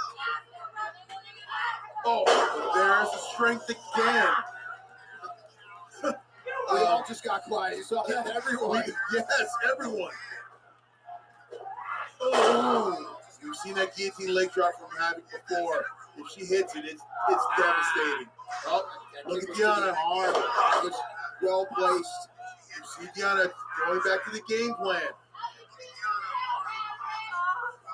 And that's where Deanna needs to stay. She needs to stay in this wheelhouse here. Slowly, methodically, Deanna Peraza, like the Dutch champion, manipulating the hand, the joint, the elbow, the wrist, the shoulder. Fingers aren't supposed to bend that way. I'm sorry. Uh-oh. Let's watch some joint manipulation. Oh, no. Too late. And you see Deanna, once she gets her focus on that arm, it doesn't, like she's staring right at it, thinking of the next thing to do. Oh, going after the arm here. Let's see her.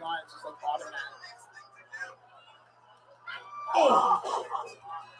And now, One day I'll show you what my topic says. When did Kimberly change? And how did she get her fat ass into that dress? Screeching halt here, covered by the champion. All because the match is flowing at the champ's pace. And this is where Deanna wants to be. And I don't care how big or how tall or strong you are. None of that matters when you're laying on the mat and your arm is hurting. None of that matters. So wrong. Completely neutralized. The That's such a wrong, a terrible statement. Deanna's got that hand right on top of the shoulder that is torquing your shoulder, and you see how she's got her other arm. Ooh, let's see this. Oh, joint manipulation, British strong style stuff going on here, folks. I'm appreciative of this place and this style, Oh, but Jessica Havoc's being the stronger of the two women, making her comeback. Juice and Eddie Edwards versus the brothers. Of course, Kenny Omega. We're about to feel a complete seismic shift in the East. Yes, Lena Vega's going back to WWE. But I hope that answered your question about New Jack. I feel bad, but it wasn't unexpected. It'll be interesting to hear Monday what Jim Cornette says about that.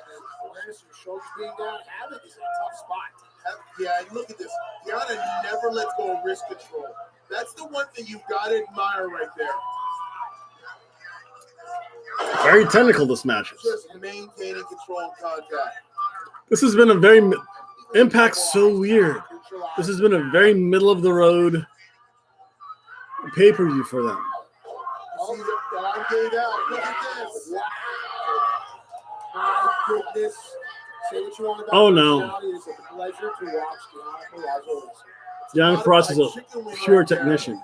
Deanna's got her arm locked in and then grabbing on the chin, creating 2 points of pressure. Havoc, perhaps the only way out here. Havoc needs to turn things around. You can almost feel the Knockouts title just slipping away. Havoc, really never truly got her hands upon it, at least in this match. Oh, right to the ring post. And I don't care what you say. I want the shirt buttons on Susan to pop. Like performance right I'm now. surprised. She's just dissecting Havoc at this moment. It's like watching a championship title. This is so bad. It's not so much that it's a bad match, but the things that are going on in the Discord, such as people wanting shirt buttons pop, it's just funnier. Yeah, so easy to sit back and admire and go, how do they do it? Let's not count Havoc out just yet. She's been to the dance before, knows what it takes to be on top. I'm doing terrible in my picks. Havoc has got to make a move. Big forearms by Havoc. Havoc turned to the side for a side slam. Deanna was well step ahead. Oh, the cross chop to the throat. Hard clothesline in for the cover. Is it enough? No. And Havoc's got to capitalize on this now. She's got Deanna backpedaling. She's got to capitalize. Havoc does. Oh, was she adjusting herself there for a moment? Did something slip out? Maybe something slipped out.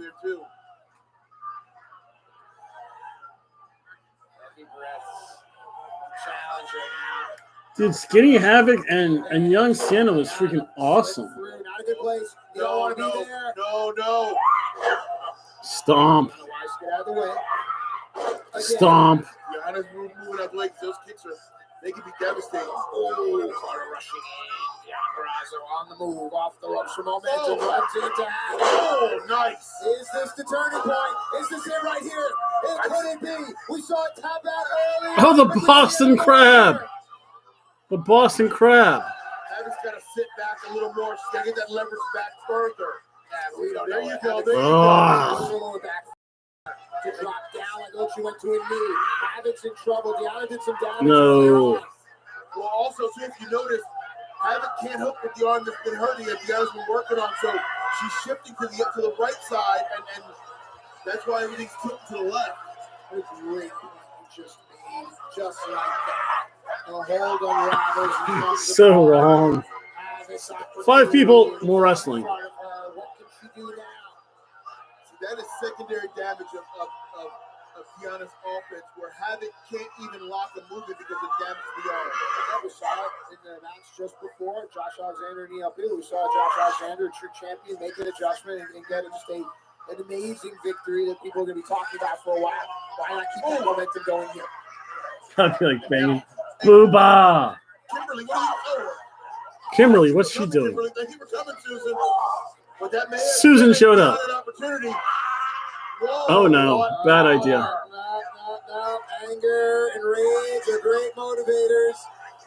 An angry fighter is a sloppy fighter. Perhaps Havoc has been caught trying to be worked down. If Palazzo can get Havoc's chest onto the mat, the armbar is locked in. Nice so roll Havoc through. rolled through, and so did Deanna. Yeah, that was great by Havoc. Ouch, that knee hurt. Knee strike. That was right on the chin. Oh my God. Is that it? Is that it? Oh, again. No, she clearly moved out of the way. Oh, big kick there.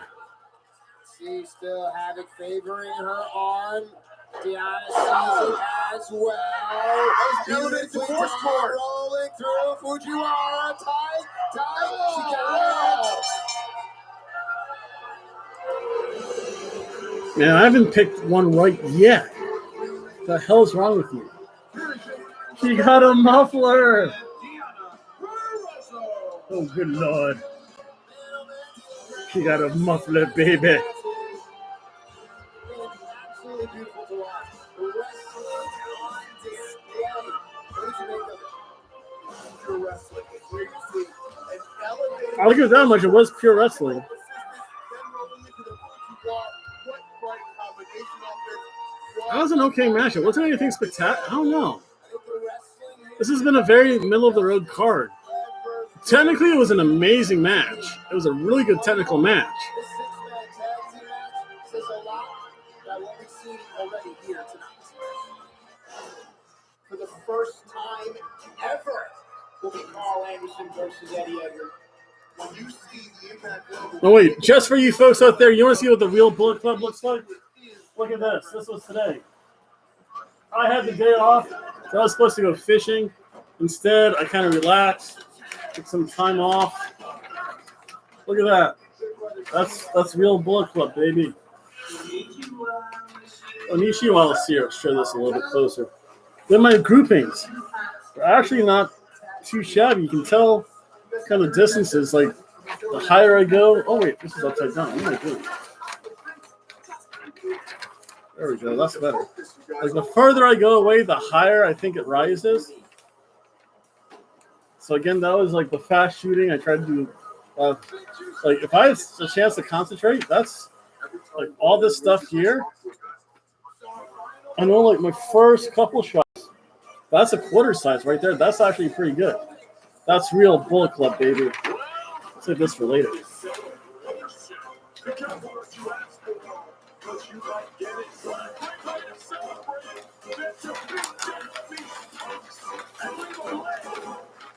I'll have to hide this a little bit.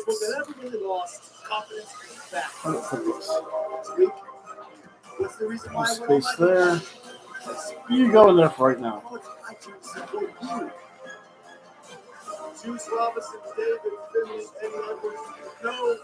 The machine gunner, Carl Anderson. That means, by golly, this show might be over by 11.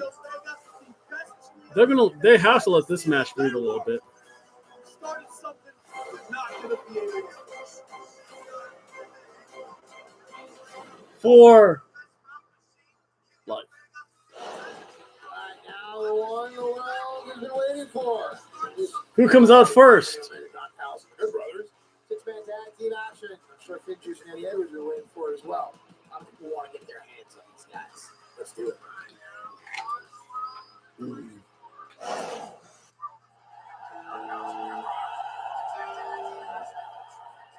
The following six-man tag team contest is scheduled for one fall. Introducing team number one first, representing New Japan Pro. Why does this sound like They are the Impact AC/DC? World Champions, Finley and Juice Robinson.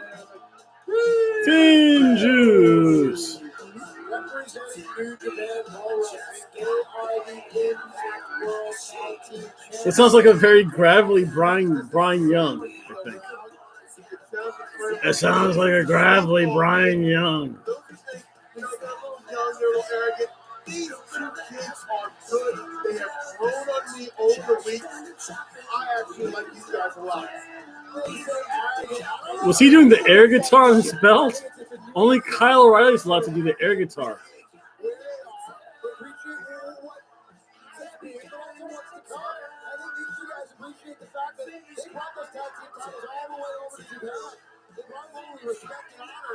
These two come out to AC/DC. Eddie Edwards should come out to House of Pain. I dig this a lot. And you know I dig a lot more? I dig the heartbeat of Impact Wrestling. There's Eddie Edwards. You know who's next? Bullet Club. 4. Nice.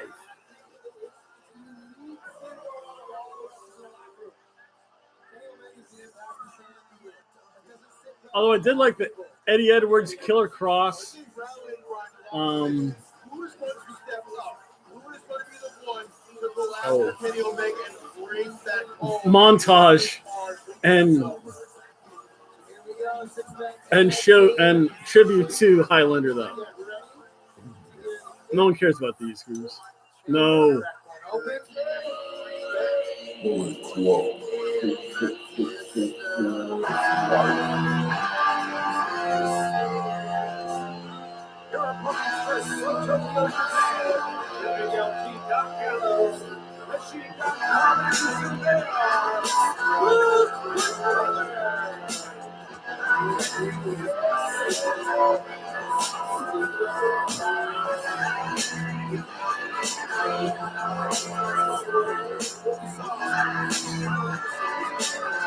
Sweet.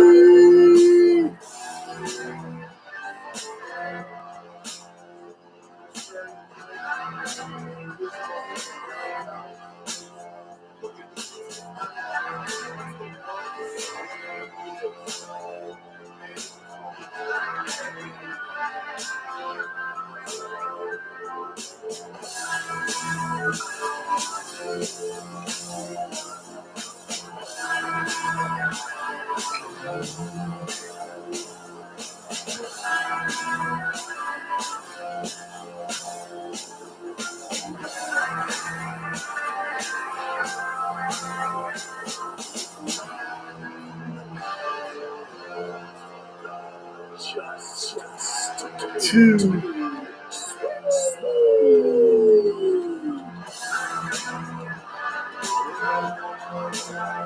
Wow, Kenny gets stadium wide.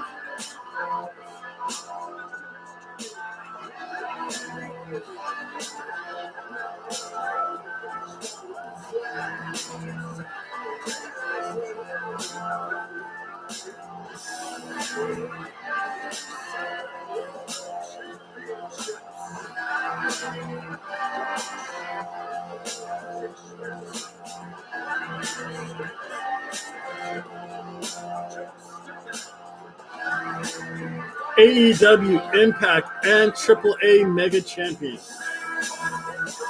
Oh, he doesn't have the AAA Mega Champion belt with him, though. The Impact, the TNA, and the AEW belt holder.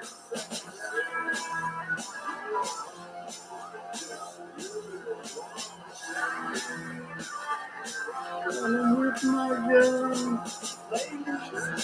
gentlemen, welcome to the Bullet Club.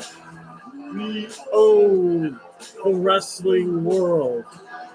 Tamatonga, Bad Luck Ballet, the Young Bucks, Yujiro Takahashi, AJ Styles, Doc Gallows, the Machine Gun, Carl Anderson.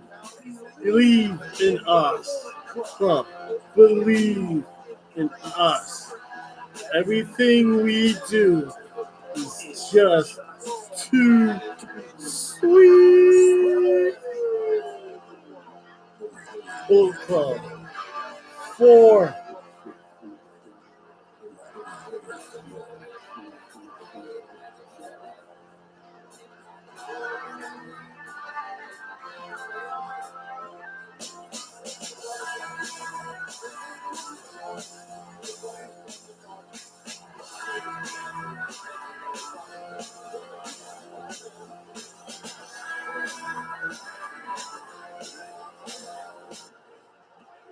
And he's saying we're strong in our numbers. I'm the star that serves the drink, so That's the entrance they should get he has a high opinion for of himself. Bullet Club. Rightly so. Some little jong back and forth. Finn Juicer and Eddie Edwards are intimidated. Eddie Edwards. Right there, straight at Kenny Omega, the Good Brothers. Here we go. We have a lot of good different matchups. No shenanigans. Oh, I'm going to put my feet up. Oh, I'm going to try. Oh, this feels so comfy. Put my feet up and relax a little bit. That's a good way to start up. So good. We're fresh off wrestling each other 2 days ago. Let's continue it. Nice. Carl Anderson. He's wearing the machine gun pants. I wonder if that's from New Japan. Or his days in the Bullet Club. I'll take a little bit better look later this year. This should be a good match. Oh, there are some skulls on it, though, so you never know. Remember, his Bullet Club. And once you're a Bullet Club, you're a Bullet Club for life.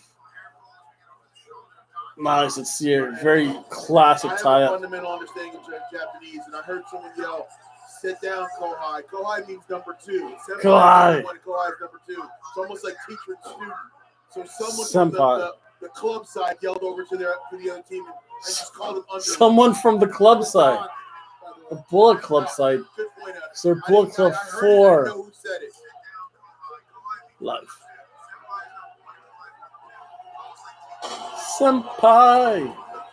Right now. Very traditional wrestling going on. There's 2 people watching, so when there's a third person, I'll share some more wrestling. The Machine Gun, Carl Anderson. Oh, look at this. I do love these tag team maneuvers, though. The double axe handle to the exposed arm. The fact that Finn Juice are wearing similar gear. This screams, and you just have the Bullet Club together. This screams tag team wrestling.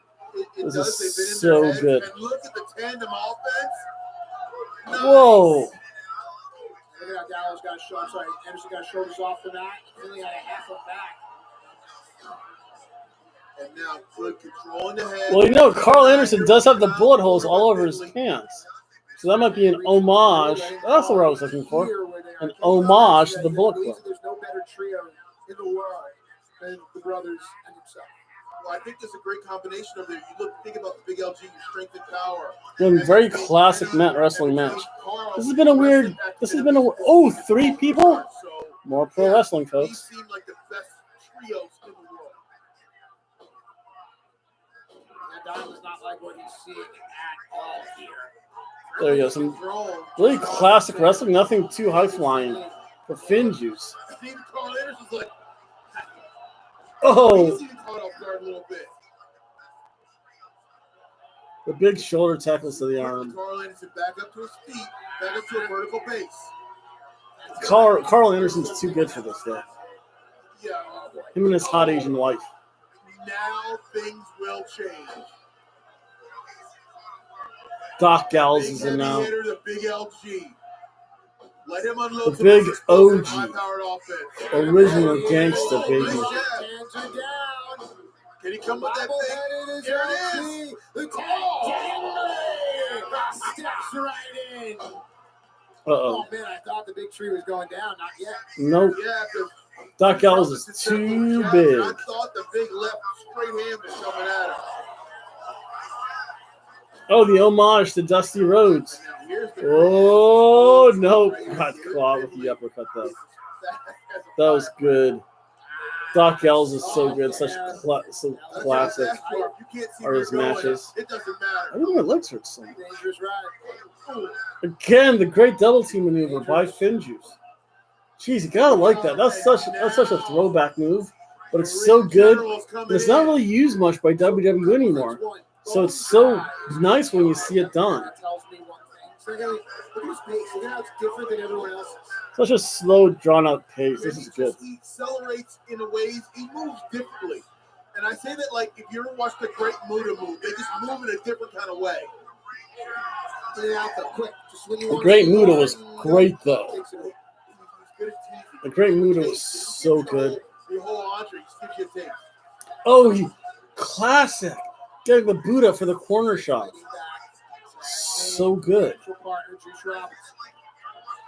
And I gotta say, so far in this match, it has been back and forth. There's been no team who has taken a decided advantage so far in this encounter. Deal is calling this right down the middle, though. That's good to hear. Doing yeoman's work here. They certainly have isolated. Doing yeoman's work. When is Eddie Edwards getting in the ring? Kenny. Stupid kendo stick.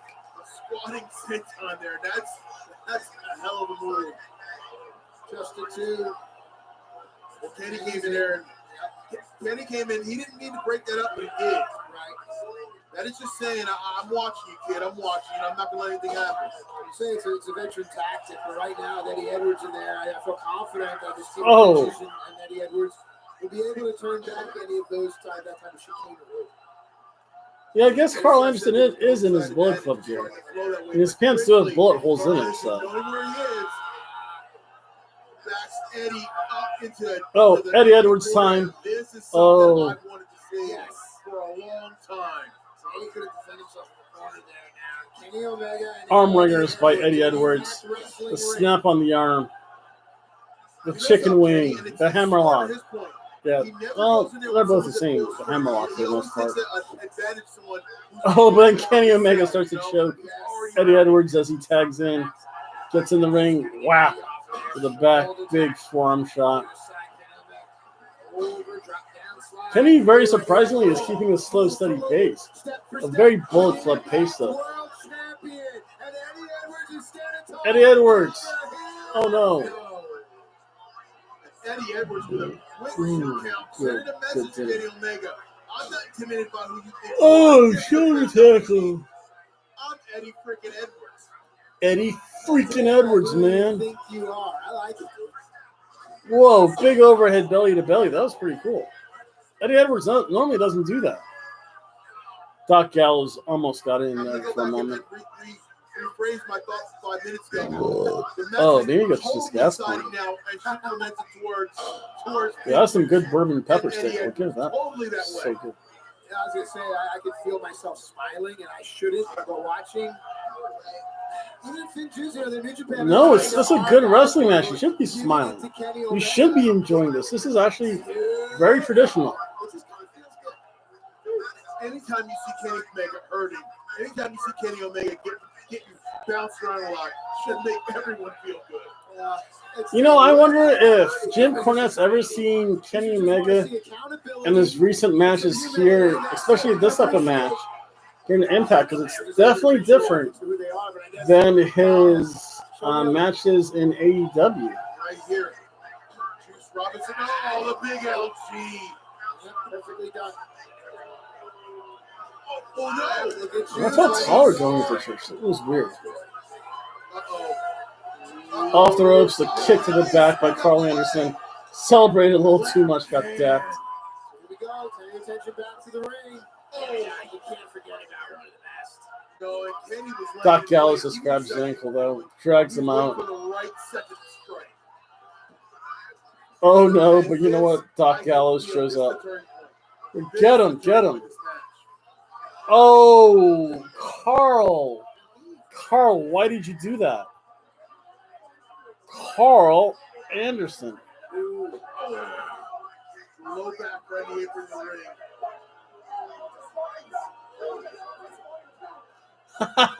Juice looks like the worst Final Fantasy character. What he just did. You think there's something wrong with it? Yeah, I'm not trying to do whatever, like mentally. Do you think there's something like off? Look, all great artists are a bit off in some respects. So. True. Eccentric. They're eccentric. That's different than being off. It's saying a lot though, because I'm enamored with Kenny Omega. Oh, crazy! Give you a thumbs up. That's pretty cool. Maybe for the main event, I'll reload. Special people on this earth. Hey, you're one of them, Matt Striker. Elbow right into the side of the jaw and neck.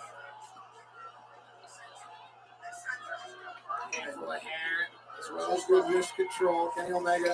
I might have to reload. Or, this was not as refreshing as the Mountain Dew and tequila for some reason. Stretch. Stretch him. He doesn't even know where he is.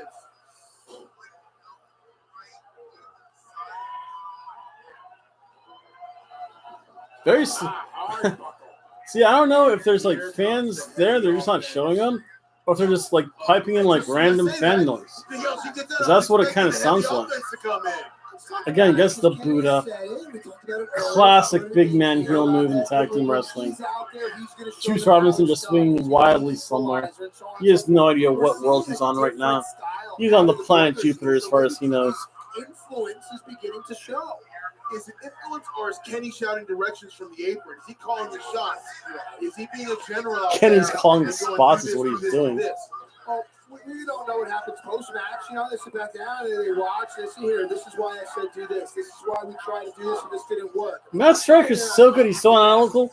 3 people. Let's watch some wrestling. I mean, they do, but they also pay attention to their craft, the brothers and Kevin. Look at this. Whoa, nice. Oh, good counter. Oh, and Juice Robinson's in a good position. He's only feet away from his own corner. Can he make that tag? Give me this Carl Anderson fella. You had Carl Anderson already, Vince. You ruined him. There it is. Oh, inverted atomic drop. And watch the speed tick up right now. He's been with Finn Juice every time. Oh, there we go. Popping the spine out. Popping ribs. Stretch. David Finley so fast. He's like a blower out there. When he accelerates into stuff, look at that. Carl Anderson is taking a beating in this match. That's weird because I don't remember Fit Finley being as quick. He's a lot more methodical, a lot more brawler.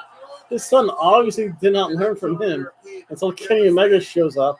It needs a big drop kick though, but yeah. And now LT's taking control. It's Omega calling spots here and running. You see that? Omega's calling the spots. Went over to Carl Anderson, said something, and now look. The engineer. Oh, Carl to rush in. Kenny rushes in. Finley too quick. Back to Carl and Finley. That illegal. Referee in the right spot. Carl saying something to the referee. Look, Kenny Omega's grabbing the foot. So smart. This is a different Kenny Omega than we're used to watch wrestling. This is a New Japan Kenny Omega that we're watching here. That's something that a lot of Japanese fans, and they absolutely loathe the brothers and Kenny about. How they brought that quote-unquote Western style and diluted the purity of Japanese wrestling. Yeah, I mean, they're going to bring in the funny. I don't think that they diluted it. I think they raised it actually. I mean, Japanese style wrestling is mainly strong style. It's like, let me kick you in the chest a couple times and drop you on your neck. Then that's by the ear. This is a little bit different, at least. Oh, itchy, scratchy, tasty, yummy. Shenanigans. Carl Anderson, so good. Again, that's why he's a machine gunner. Very deliberate pace. It's getting to a point of being applauding, Those but are it's right not on the- actually that those are right bad on the though. ribs and the kidney. They hurt. And you can see David Finley's in trouble right now. Dude, that feels so soft for some reason. Boy, low angle suplex there. Torque. Oh, the punch to the ribs. Now, Oh, LG's laying kidney all the punch. heavyweight on top Dude, of that was a him. straight liver punch. Jeez, no wonder why you Look at that dropped. angle. Look at how David is trying to scooch his hip back, trying to alleviate the pressure. He can't. No, that's because LG is smothering him right now, and that's smart. Okay, no, Finley's getting to vertical base. That's going to help out a lot. Smart this. Good, smart wrestling. Oh, the classic. He's putting the reverse chin lock on, and that's good. This half here, it's been all about Kenny and the brothers. Yeah, momentum is shifting. I need a match to win, man. Oh, nice cross body. Now what can Finley do with it? LG is down. Dave is down. Look at this again. Jumping cross body. You don't see the big man go down like that too often. Opportunity. First key that can make a tag. There's a tag. Uh-oh. Oh, down to one person now. Yeah, this has just been a very slow, deliberate pace match. Back corner.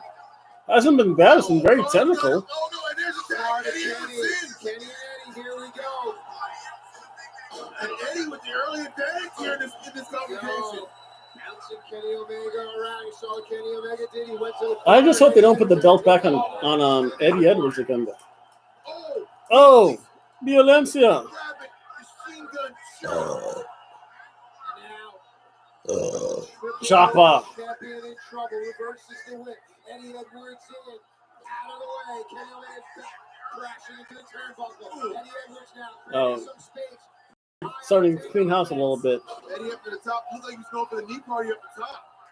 The Boston Knee Party. Nice redirection there. Blue Thunder Bomb. No one wins with a Blue Thunder Bomb. Just ask Sami Zayn. Oh. Man, I thought that Why does could it have been seem so right there. quiet? Oh, man. See the stories that could have been written. Eddie Edwards pinned Kenny Omega with that maneuver.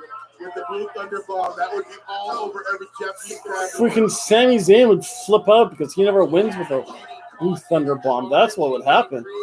Sami Zayn would be like, Vince, I want to win with a Blue Thunder Bomb. I do that too. And the brothers have seen enough. They're like, the hell with that. Let's unload on Eddie Edwards. His hands up on the top rope. Oh, Carl. Oh, Gels missed. The goof. Eddie Edwards taking a fight to three different guys. Eddie's coming in now. Fintu's joined the battle. Talked about the numbers. You know, say this about Doc Ellis. At least he's good at selling. Tandem offense. Counter moves to the corner. Almost lost him, running back midair. Is it enough now? And I don't think Eddie can get behind him on the shoulder and keep the leverage down. You're right. You're right. Eddie lost. Maybe I need some more tequila to enjoy this As he match. goes up, the Tiger You know, as soon as I'm going to leave, something cool's going to happen, though. I don't know anyone else who would have kicked out of that. You know, that's one of the most difficult maneuvers on the planet to pull off. Tiger Bomb. Very effective. Boom. Battling European uppercuts here. And now it's just rolling out of control. Oh, Jeff. Spot Jeff, Fest. we know what's Time for the going horn. Brrr. Everyone in the ring. No! Oh. Trigger! Feed trigger. Feed trigger, the most protected move. What's that? You hear, Kenny? Yeah. Uh-oh, we've seen this before, too. LG's going for the ride. LG's going for the ride. Now back to their days in the dome. This is such an Oh. exciting maneuver. Oh! Everyone on top of Eddie Edwards.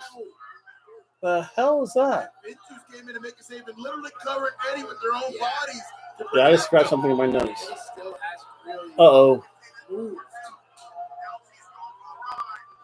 So Kenny Omega. He's in a bad way here. Carl Anderson just holds. Oh, wait. The big splash. Everyone on top. People on top of Eddie. That's actually not too bad. And now you can I'm kind of impressed by that. Heavy offensive My break. cell phone. Where's my cell phone? Now they're going to the Cell field to phone. end this match. And they're playing the hit. Maybe Stan. I show him the image. Literally and figuratively. Now you can Now film me with my they're set up. 22. This is it. Uh-oh. No. Neck breaker, back breaker combo with Kenny Omega. Oh, yeah. Here it goes. LG was going for another magic killer. No. Double suplex. Nicely done there. Remember, Eddie Edwards has long tenured tag team experience. Probably some of the very best Magic in the world. killer. Another snap trap Nope. in there. Oh, wow. That is such a devastating. Oh, the kick to the neck. Oh, but no. Eddie said no. Eddie said no. Oh. This has just been a slower paced match. It's been good. There has been action when there needs to be There's action. too much fight left in Eddie Edwards for that. Look at that. Too much fight. Oh, kicks the one, swings and misses, snapdragon suplex. Oh, I thought it could have been enough, but no. One, Off the two, ropes, and a big kick out. clothesline by Eddie Edwards to finish it off. Eddie Edwards. Shoulder, he wears the tape on it. Carl, Five Guys. More. What did I say? Oh, the Drizzle. Going for the gun stun. What did I say it was? I forget. LG. Wow, got caught. Uh-oh. Here goes, look, David Finley flying out. Oh, didn't connect all the way with that. Nope. Smart to roll. Oh, Pretty plancha. keeping the momentum going. Hey, Marty, Anderson's The out. Boston Knee Party. No, put the foot on the rope. What a great win. What a great win. What? Carl Anderson? That's terrible. What the hell? You're a Bullet Club. Why did you lose? Freaking your Bullet Club. Does this emblem mean nothing to you? Carl Anderson? That was horrible. This has been such a weird card.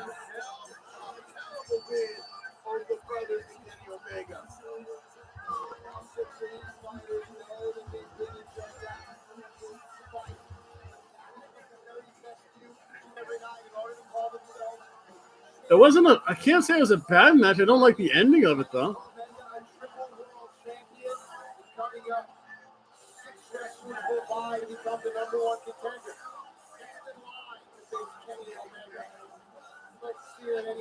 That was a shock too much.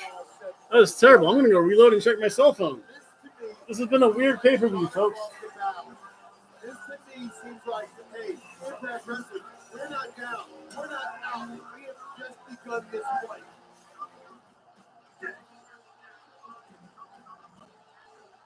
It's gotta feel good for those guys to get that win. It's gotta feel good. Pictures tell the story. Smiles on the face, to the distance, the anguish on the face. For those that have suffered defeat, I know the brothers, Neil Omega and Ron Callis, they're not done. Not a long shot. Neil, let's collect ourselves, get together, and talk about what we've seen here so far tonight.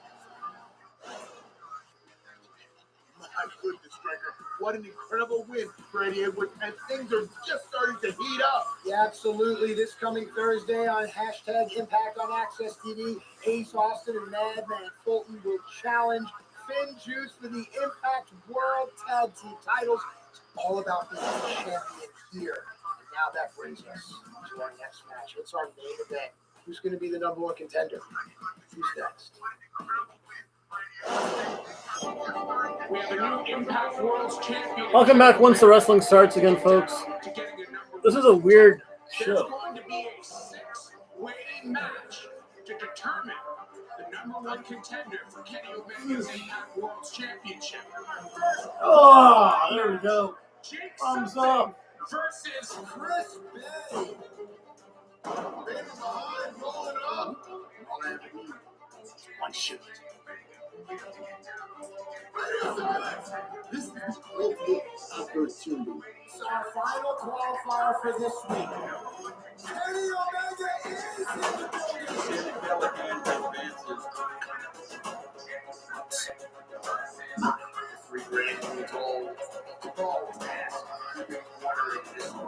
I've been here for a long time grinding. You know what? I'm ready to be the hero. Underdogs have been coming out. Underdogs have been barking this tournament. All five of you need to understand that this is live. It doesn't end at undersea.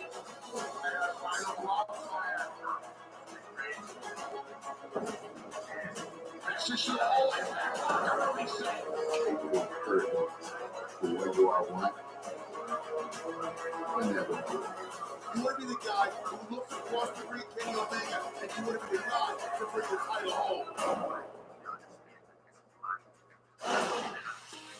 And now 6 of the finest warriors to ever walk through an Impact Wrestling locker room vie for the prestigious opportunity to be #1 contender to our challenge.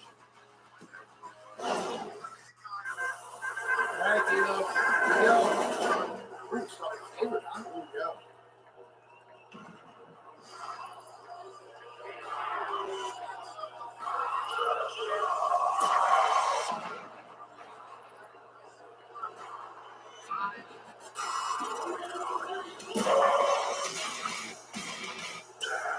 This is your Impact Under Siege main event. In one fall, 6-way match where the winner becomes the #1 contender for the Impact World Championship. Introducing the first competitor from a compound somewhere close to anonymous Ohio, the Draw, Sammy Callahan. Riding the high of this past Thursday, I have been back. I have just given that 96 minutes to the ring together. Still counting on his up in favorite. Still, I ask you, what would Kenny Omega think by that entrance coming for him? And he's back. You know, it'd be something different because that's not something Kenny has faced. Sammy brings a whole different mindset to a match. He's not trying to win, he's trying to hurt. From the Bay Area, ABA, the Ultimate Finisher, Chris Bay. Want to throw some money on a guy? We want to throw some money on a guy in this match. We want to throw some money on a guy which one we need. Future that as well. Throw it on Chris Bay. This kid could easily go out there and beat anyone. I could see him on any given night going out there and putting on an incredible match with Kenny Omega. And in fact, I could see him beating Kenny Omega given the right circumstances. This is a kid keep your eye on. You're just 1,000%. A special individual. They don't come along very often. But we're going to see that about a lot of people tonight. It's a lot about our entire roster. That's a good thing for this company. Always ready! From Long Island, New York, always ready, Cardona! Can't fly his trade anywhere in the world after having a stellar career. Chose to come here. He came here and had to deal with the guy he thought was his best friend. Now he's with that guy. That's how he finds himself in a great spot. And it's what he's accustomed to.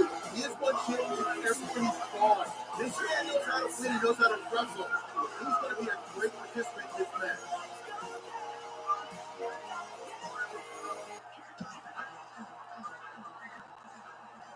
From Toledo, Ohio, throws it down! Let's just sit down and go out just to run the outside. Really know and take it down and have both lost between themselves. What do you think of the march of passion? That's what we're talking about right now. He's got so much heart and passion. He put heart on his chest, literally and figuratively. He's letting the world know his heart is the size of that ring. His back is uncensored, and he's got all the talent in the world. He doesn't have to say a single monetary word. Now you can see it on his body, you can see it in what he does. Fair enough, but by the opportunity, and by the detail. More from Detroit, Michigan, Bruce Seaman! If you're talking about short, this man, what's the leadership, your wrestling, everything that the Impact body over its long and story history, right here is the spotlight for Chris Sabin. Chris Sabin is a former world champion. He He knows what it's like to be at the top of the mountain, and now he's vying for his chance to become the number one contender to get a second opportunity, a second fight at the end.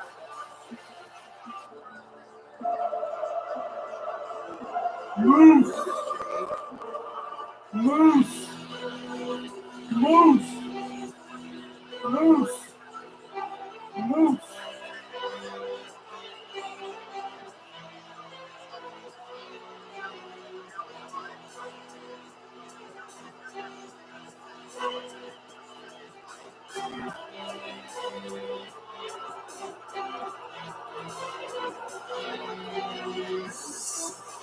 The final participant representing the nation. Starting around, everything started to stabilize. Moose has publicly stated that he wants to win the world title before his contract expires. What's going on inside the mind? It looks like intensity. It looks like focus. Moose the best pure athlete. I don't care any locker room you ever go to. 7 years in the NFL. This man has been a champion since day he was born. And now he wants to hold the most prestigious title in all of professional wrestling. The Impact World Champion.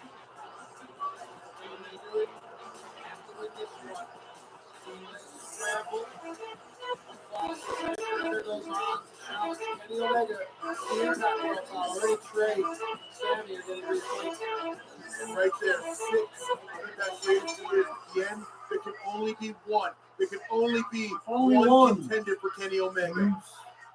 Sliding, jumping front kick for Sammy. And Moose was inviting everyone in. Taken by Chris Bay. Moose continues to fight everyone off. Andre the Giant-esque early on. Oh, Trey coming with the quickness, but no. Moose is showing that power. Moose came ready for this match. Moose has been... Better watch out. Oh, perfectly. Whoa. Oh. No. Oh. Double super kick there, and that finally gets Moose off his feet and out of the ring. Here we go. Chris Bay, Chris Sabin. Scroll through on the track, taking the leg is Chris Sabin. Back through, keeping the momentum, trying to send Bay off, and he's successful. One-footed drop kick pushes off. Sabin, good job. Yeah, very good job there, and then creating space. And now Chris Bay, you give Chris Bay, he's resilient. He keeps moving, coming back. Show it to the gut. Back is given. Back through. Chris Bay keeps momentum. David Sabin in, caught him on the way back through, and Chris Bay is up. Oh, there. Good job. Now Chris Bay's drop kick missed a little bit. You see one went to the back of Sabin's head. He kind of missed, so he didn't connect all the way. Miguel saw Bay out of the way, off the ropes, up the clothesline is Miguel. That's the back elbow as well. The blur on your screen is Miguel.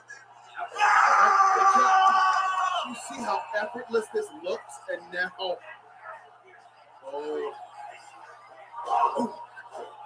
don't ask Sammy to hit you because you know he will. Miguel back, uses the momentum to send the second rope. Inertia. Out. I wonder if you guys can hear me all the way over here. Whoa! Oh, Death Valley Driver. Yes. I'm just trading moves from what I can see. But here's the hard part. I don't know how powerful it might get. You can that might pick up a lot of stuff. If I talk louder, I'm just like way down here. Capitalize on it. You never know. This is the first time I've actually this is only the second time I've laid down all day. It feels good. On the way. Cardona stops. It feels too good. Actually, smart by Matt Cardona. Yeah. Not Cardona, not going to the flex smart. his drop kick. Basement drop kick. But see, just like I said, you got to keep eyes in the back of your head. That's a great point. In a match like this, you never know where the opponent's going to come from, ever. Look, Trey Miguel's up. It's just... Uh-oh. What the? Let's do this. No, I'll give you that. Let's go.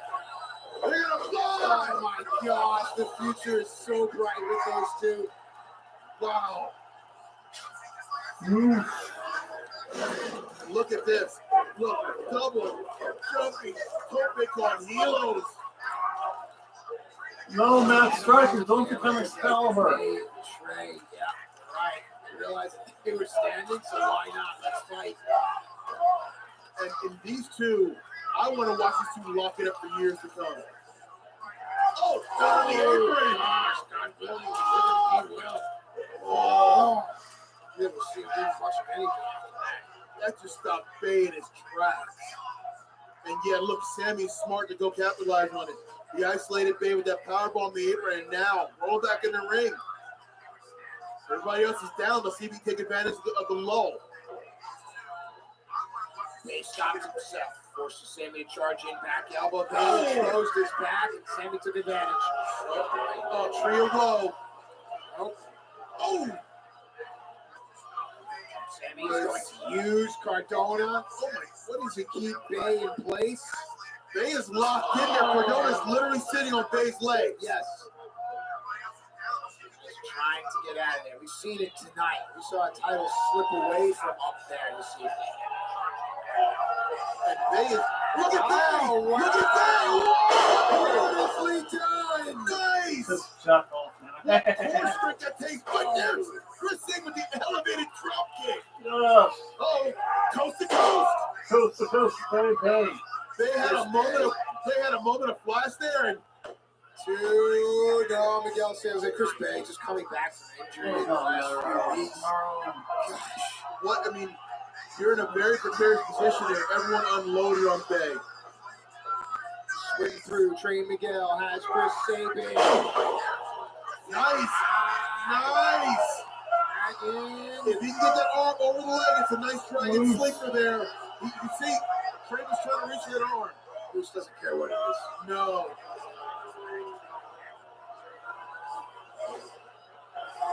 Oh. And Moose just hangs in the air with that drop kick. About Bay. Don't count Chris Bay out. No Bay. Chris Bay's going down that easy. He's staggered.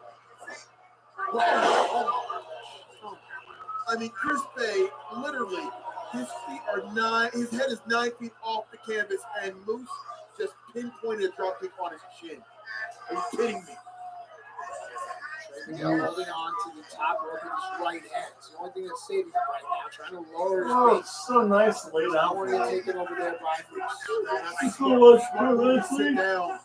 I can live stream. You guys are probably tired of hearing me talk about pro wrestling anyway. Can someone take advantage of Moose being down?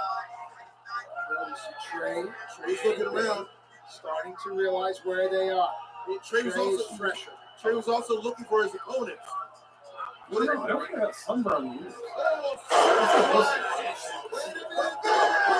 Oh, that felt so good. Uh-oh. 1, 2, 2, sweet.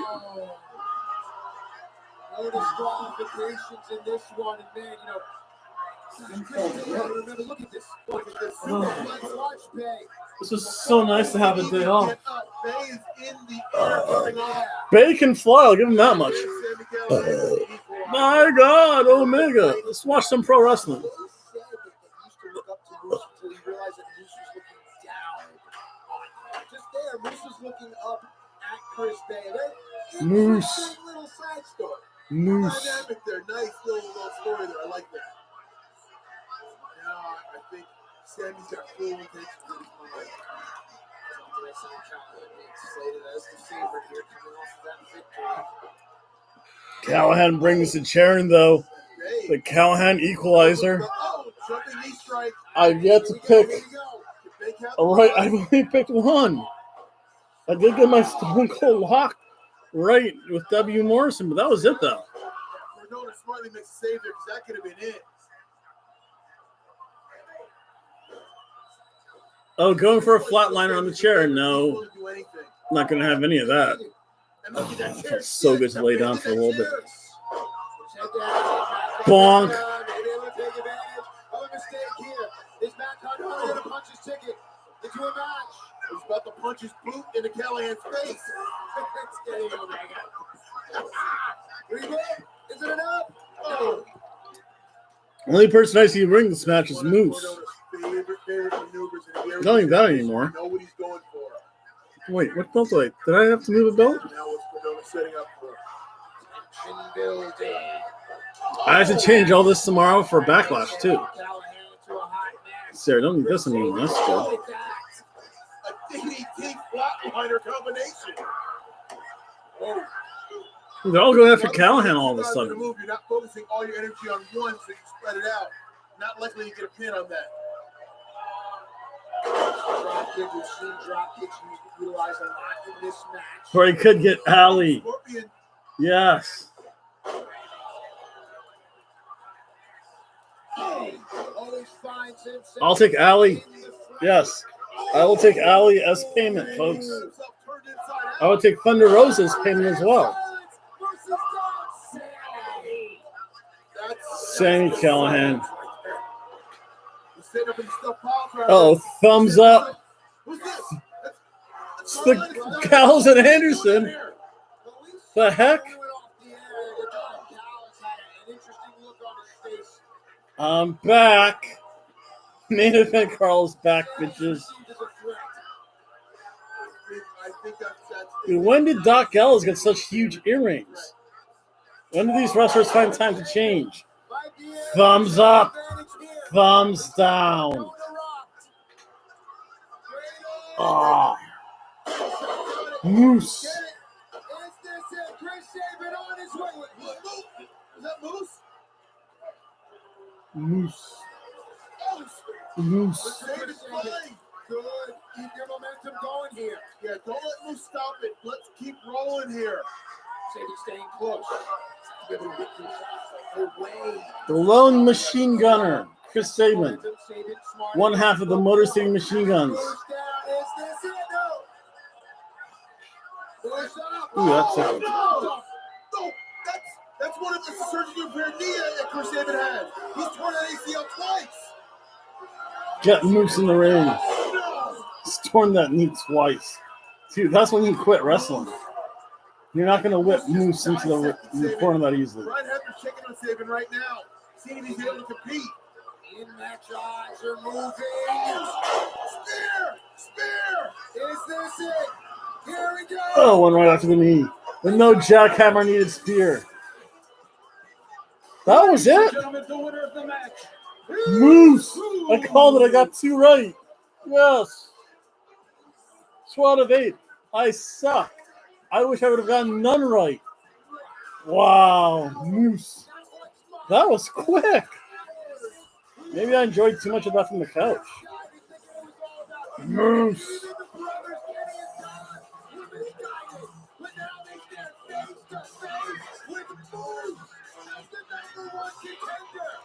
Moose versus Kenny Omega. That's actually going to be fairly entertaining. You said misguided. I say miscalculated. You took out Sammy Callahan only to turn around and to see a 6'7", 5-star athlete looking you in the face, Kenny Omega. You just roll craps, my friend. Moose. He just crossed out. I don't know about that. Remember, Moose did lose those belts to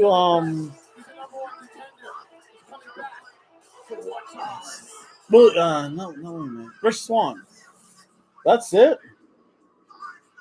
That's weird. That's showing really quick. I hope.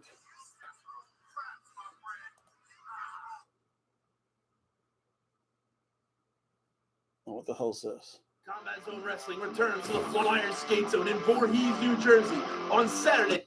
Yeah, trust me, that's all about going to Voorhees, New Jersey at the Flyers Skate Zone. Trust me. Been there, done that. Not a good place.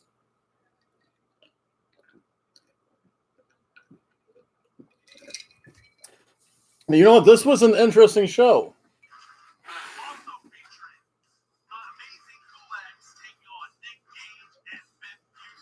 Biff Busick. Oh, Nick Gage.